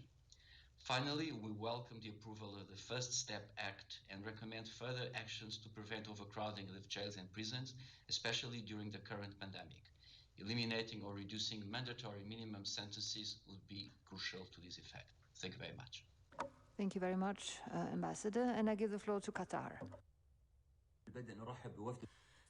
At the outset, we would like to welcome the delegation of the United States of America to this session, and we thank them for the valuable national report. We note with satisfaction the numerous measures taken by the USA to put into effect the recommendations it had accepted in the previous cycle, including the promotion of the legislative and institutional framework to secure the promotion and protection of human rights. We hence recommend the establishment of a national human rights institution in line with the Paris principles. To provide the training to law enforcement officials to enhance accountability, to put an end to impunity in order to abolish all racial profiling manifestations and excessive use of force among police officers. Third, in adopting measures. Korea. Thank you, Madam President. My delegation warmly welcomes the delegation of the United States and commends the U.S. efforts to promote human rights both domestically and internationally. In particular, my delegation appreciates that the U.S. has been contributing to the international cooperation on women, peace, and security based on its Act of 2017 and playing a leading role in global partnership on this issue. With appreciation, my delegation would like to present the following recommendations. 1. Strengthen the efforts to ratify major human rights treaties, including CEDAW and CRPD. 2. Further enhance cooperation with the UN human rights mechanisms, including providing the special rapporteur on torture with full access to the facilities and permission to interview the detainees. 3. Continue to pay attention to issues related to the racial discrimination or hate crime and put forward efforts to address the issues. Thank you, Madam President. Thank you very much, and I pass on the floor to Moldova. Thank you, Madam President. We welcome the distinguished delegation of the United States of America to the UPR Working Group and thank them for the presentation of the national report. The Republic of Moldova commends the United States for its strong record in the field of promotion and protection of human rights. Likewise, we welcome the positive measures aimed at ensuring better reintegration of nonviolent offenders in the society, as per the criminal justice reform. Finally, we would like to make the following recommendations. 1. To continue and improve efforts to reduce and eliminate adult and child trafficking. 2. To strengthen legislation in order to eliminate all forms of gender discrimination in employment. Finally, we would like to wish the United States a successful UPR cycle. I thank you, Madam President. Thank you very much, and I pass on the floor to Romania. Romania warmly welcomes the U.S. delegation to the third UPR cycle. We commend the U.S. for their commitment to the fundamental rights of all individuals and for the cause of democracy and human freedom at both national and international levels. We acknowledge the efforts to address challenges to the promotion and protection of human rights in the U.S., in particular in the field of racial discrimination and the excessive use of force by police. We recommend that the implementation of reforms to address these recurrent issues continues. We would also like to make the following recommendations. Continuing the efforts towards the abolition of death penalty, to finalize the ratification process of a series of human rights instruments which were already signed, namely ICSCR, CEDAW, CRC, CRPD, to explore the option of introducing a bylaw mandatory paid minimum maternity leave. We wish the delegation of the U.S. a successful UPR outcome. I thank you. Thank you very much. And the next speaker is the Russian Federation. Madam President, the United States did not implement any of the recommendations they received. The decision of the U.S. to withdraw from the Human Rights Council showed once again the U.S. reluctance to have a civilized dialogue with the global community on human rights. We recommend the following. 1. Ratify without delay the CRC, CEDAW, and the CRPD. 2. Take effective measures to eliminate discrimination on the basis of race, ethnicity, religion, and gender, and put an end to the practice of racial profiling by law enforcement agencies. 3. Take effective measures to prevent human trafficking and resolve the problems of prison overpopulation, police violence, and the increase in manifestations of racism, extremism, 4, guarantee freedom of expression in the media, create safe conditions for journalists to do their work. 5, ensure full-fledged realization of voting rights by American citizens. We also strongly recommend putting an end to interference in internal affairs of sovereign states. Thank you. Thank you. Je donne la parole au... Thank you. I give the floor to Rwanda. Thank you, Madam President. Rwanda welcomes the delegation of the USA and thanks them for the comprehensive and informative national report today. My delegation applauds the introduction of the Strategy on Women, Peace and Security Act of 2017 to promote meaningful inclusion of women in processes to prevent, mitigate, and resolve violence against women internationally. We also take positive notes of the efforts to combat human trafficking in all its forms. Rwanda would like to make the following 3 recommendations. 1, impose a moratorium on the death penalty and at federal and state level, aiming at its complete abolition. 2nd, ratify the Convention of Elimination of All Forms of Discrimination Against Women. 3, ratify the Convention on the Rights of the Child. We wish the USA a successful review. Thank you. Thank you very much, Ambassador. And I give the floor to Saudi Arabia. At the outset, my delegation would like to welcome the head and members of the USA delegation, and we thank them for the important information provided. We have viewed with interest the national report of the USA, which has shown a number of accomplishments achieved in the field of the promotion of protection of human rights, and we commend the steps taken by the US government since the last cycle, and we recommend first, to enhance laws and legislation based on the abolition of all forms of discrimination, racism, and hatred. Second, to pursue efforts to fight discrimination based on religion and creed in investigation, inspection, and other interrogation processes in the context of law enforcement. In conclusion, we would like to wish the USA all success to its government and people. Thank you. Okay, Senegal.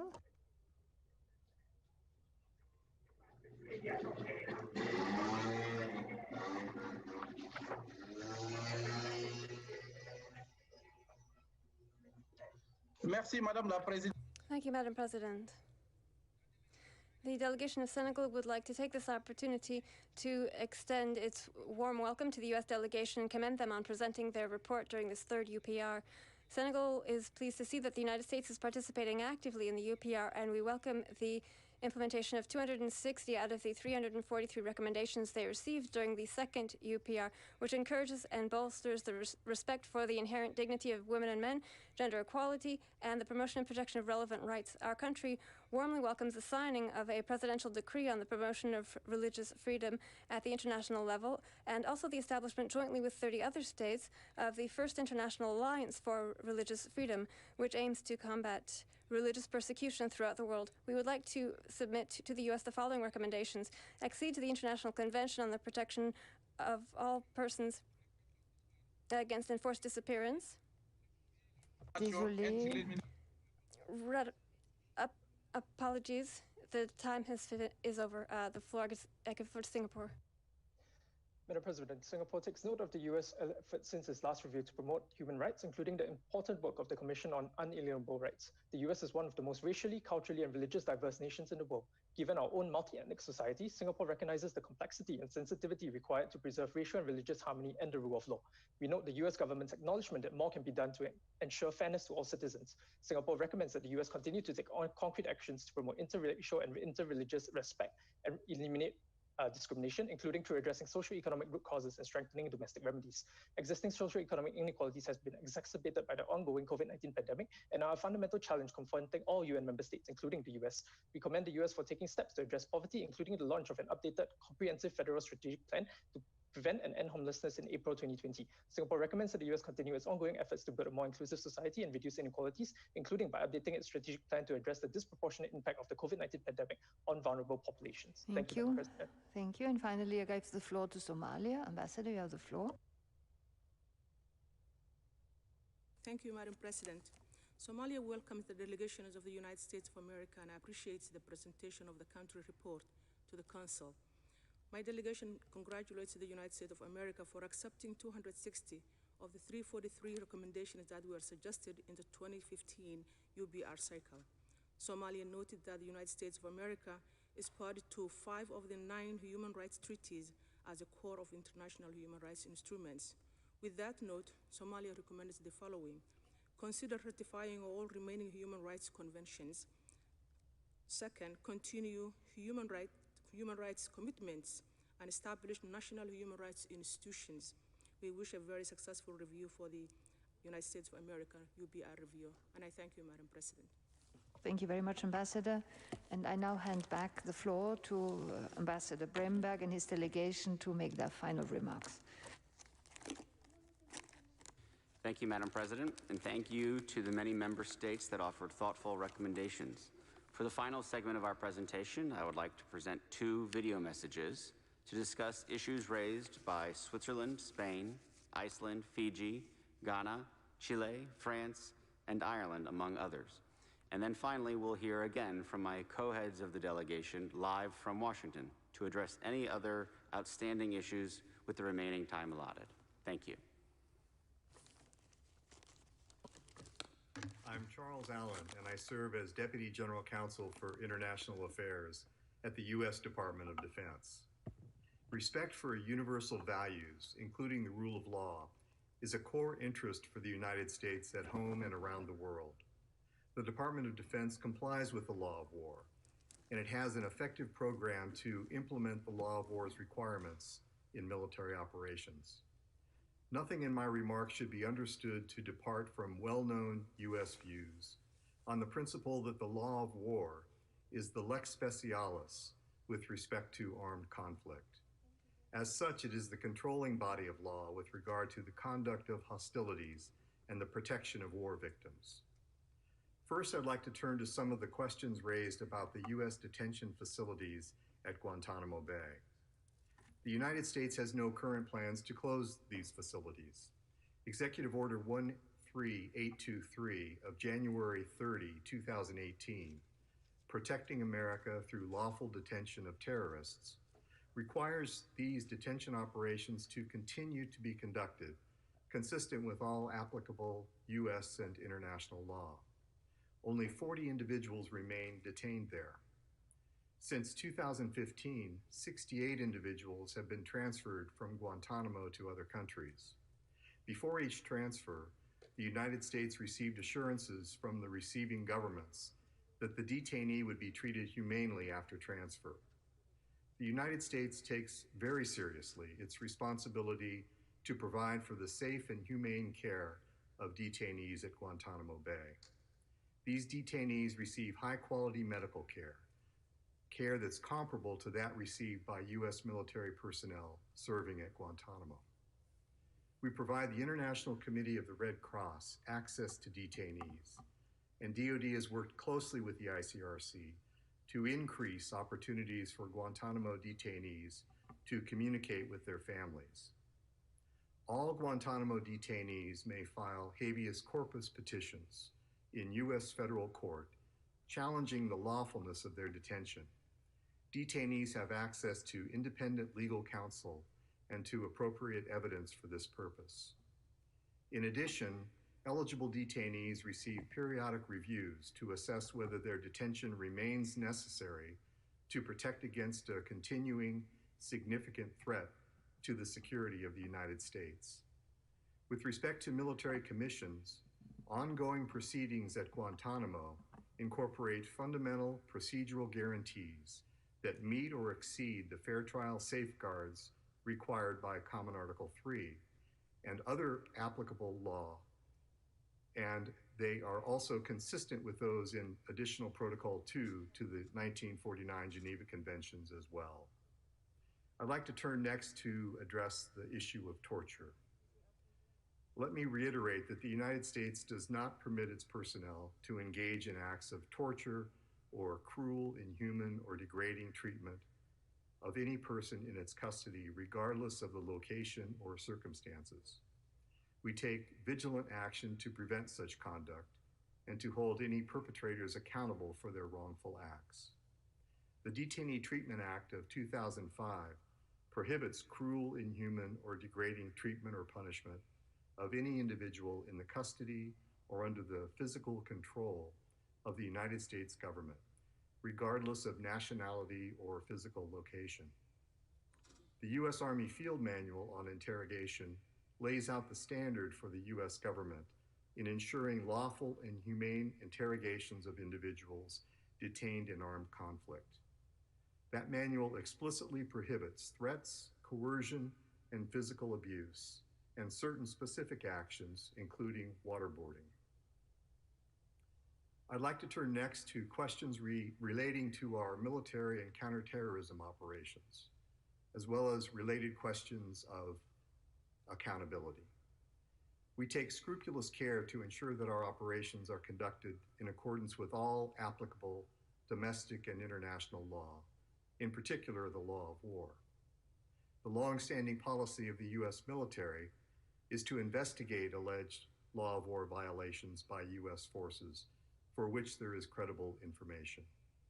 The Department of Defense has multiple accountability mechanisms in place to ensure that its personnel adhere to the law of war and other applicable requirements. This includes prosecutions under U.S. law where appropriate. Finally, I'd like to address the deployment of military personnel in response to recent protests in the United States, including protests in response to the killing of George Floyd in Minneapolis. The rights embedded in the Constitution of the United States begin with the First Amendment, which guarantees the 5 freedoms of speech, religion, press, assembly, and petitioning the government. The U.S. military is sworn to defend these and all other constitutional rights, and we encourage Americans at all times to exercise them peacefully. It is these rights and freedoms that make our country so special, and it is these rights and freedoms that U.S. service members are willing to fight and to die for.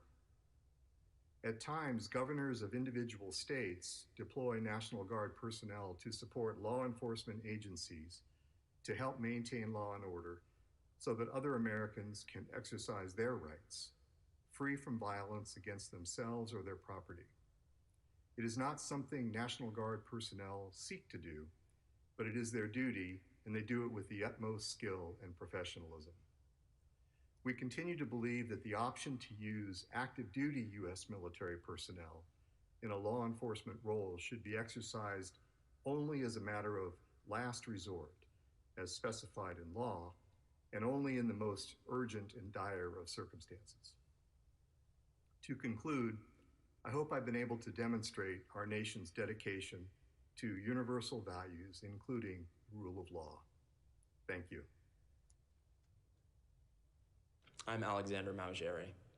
I'd like to speak briefly about issues related to conditions of detention. The United States Constitution, along with federal and state laws, establishes standards of care to which all inmates are entitled. The Federal Bureau of Prisons, or BOP, meets its constitutional and statutory mandates by confining inmates in prisons and community-based facilities that are safe, humane, and appropriately secure. BOP meets the needs of prisoners with mental illness by ensuring proper diagnosis and treatment, as well as ensuring discharge planning services. The United States Constitution prohibits the use of solitary confinement in a manner that constitutes cruel and unusual punishment. Prisoners who are placed in solitary confinement must be provided due process in connection with the disciplinary process, and constitutional case law requires adequate conditions while in solitary confinement. BOP policy provides that inmates should be housed in the least restrictive setting necessary to ensure safety, and that inmates in restrictive housing should be returned to the general population as soon as it is safe to do so. The Civil Rights Division is currently pursuing matters involving allegations of misuse of solitary confinement at the state and local levels throughout the country. BOP has also taken significant measures to reduce risks and mitigate the impact of the COVID-19 pandemic. BOP consults on an almost daily basis with the Centers for Disease Control and Prevention to ensure BOP is implementing best practices based on science and sound judgment. BOP has implemented aggressive testing and quarantine protocols, as well as social distancing measures, while still allowing inmates access to critical resources. BOP began aggressively screening the inmate population for inmates who could serve out their sentences in residential reentry centers, also known as halfway houses or home confinement. Regarding sentencing, in December of 2018, President Trump signed the First Step Act.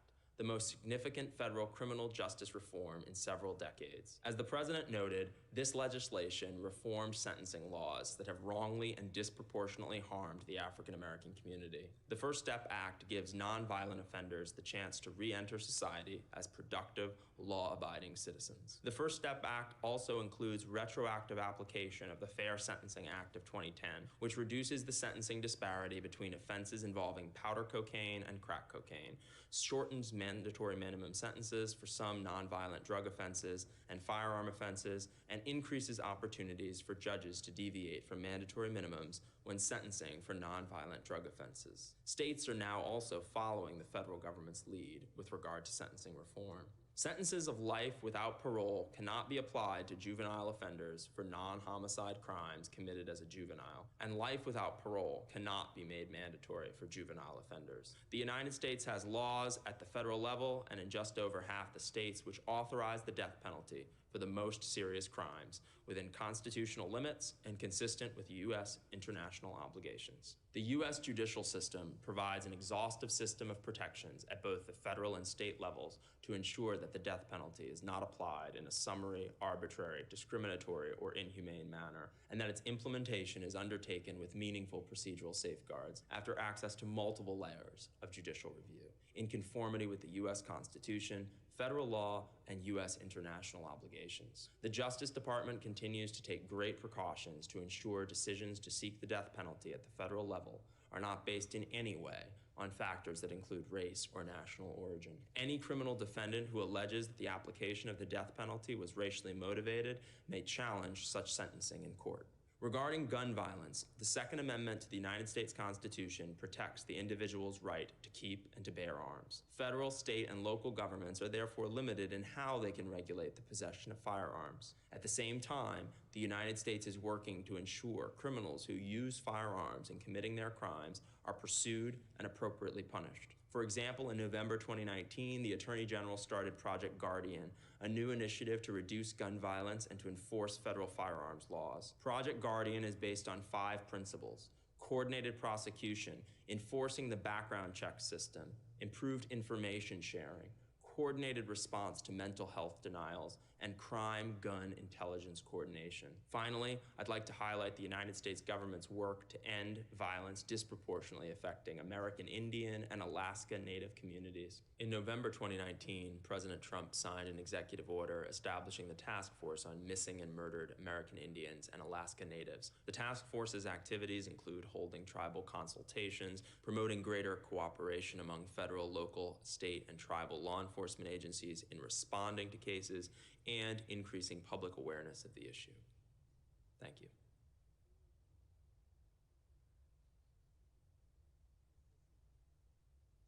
I will begin by addressing recommendations that have been made on Indigenous issues. The United States reaffirms its support for the UN Declaration on the Rights of Indigenous Peoples, as explained in our 2010 Statement of Support. We support the Declaration's recognition that Indigenous individuals are entitled without discrimination to all human rights recognized in international law, and that Indigenous peoples possess certain additional collective rights. Numerous federal, state, and tribal laws and policies call for consultation with tribes on many issues, and multiple consultations with tribal leaders are held each year on activities and policies affecting tribes or tribal lands. The reestablished White House Council on Native American Affairs coordinates development of policy recommendations to support tribal self-governance and improve the quality of life for Native Americans. With respect to cultural property, the United States is committed to supporting efforts by tribes and individual Native Americans to recover ancestral remains, as well as sacred and ceremonial cultural property that has been stolen, looted, or trafficked. I would also like to address the recommendation from Belgium on access to legal assistance for those facing the death penalty.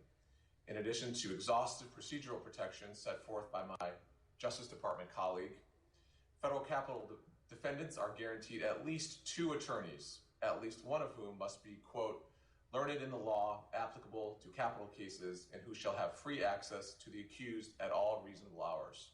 The Department of Justice also continues to invest resources to enhancing access to legal services for all defendants who cannot afford them.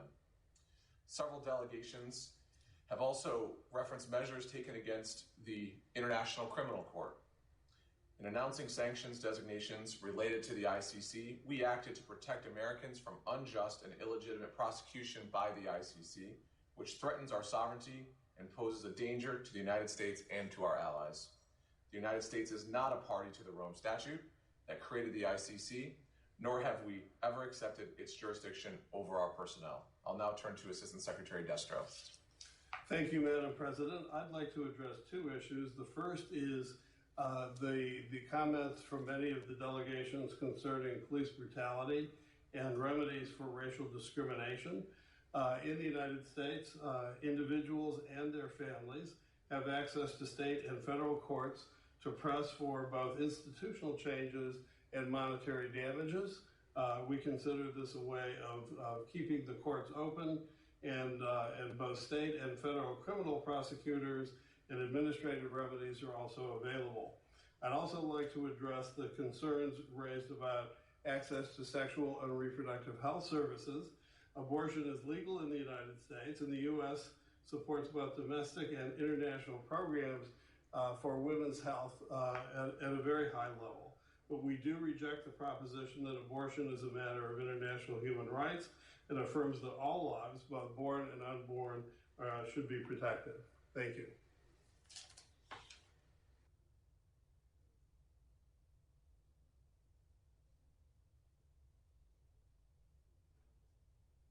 Thank you, Madam President. I just want to thank again the many member states that asked questions or provided recommendations this afternoon. I want to also thank civil society members for their vigorous engagement throughout the past 3 cycles of the UPR.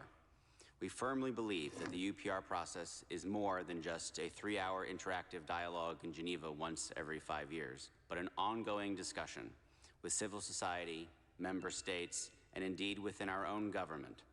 As I stated at the outset, we are proud of our nation's record and leadership on human rights, and I believe our presentation this afternoon shows how dedicated we are to protecting these fundamental rights. We remain steadfast in our commitment to the task set forth by our nation's founders, to strive every day to create a more perfect union. Thank you, Madam President, and thank you all. Thank you very much, Ambassador, to yourself and to your whole delegation for the presentation of the various reports and for the participation in this review on what must have been a rather special day for you, and I do realize that the preparation was not easy under these conditions.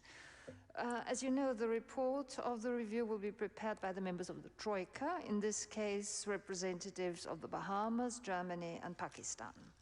In accordance with the procedure implemented since 2015, the recommendation section will be distributed on Wednesday, the 11th of November at 6 p.m. for the adoption on Friday, the 13th of November, as from 3:30 in the afternoon. The full report, including the summary section, will be circulated by email on Friday, the 20th of November 2020. And this, ladies and gentlemen, brings us to the end of this meeting. We will reconvene tomorrow morning at 9 o'clock for the review of Croatia. Speaking time tomorrow morning will be 1 minute and 15 seconds for everybody. Inscribed speakers who still wish to withdraw from the list of speakers are kindly invited to do so with the Secretariat at the latest 30 minutes before the start of the review. And having said that, I hereby close the meeting. I thank you very much and I wish you a nice evening. Goodbye.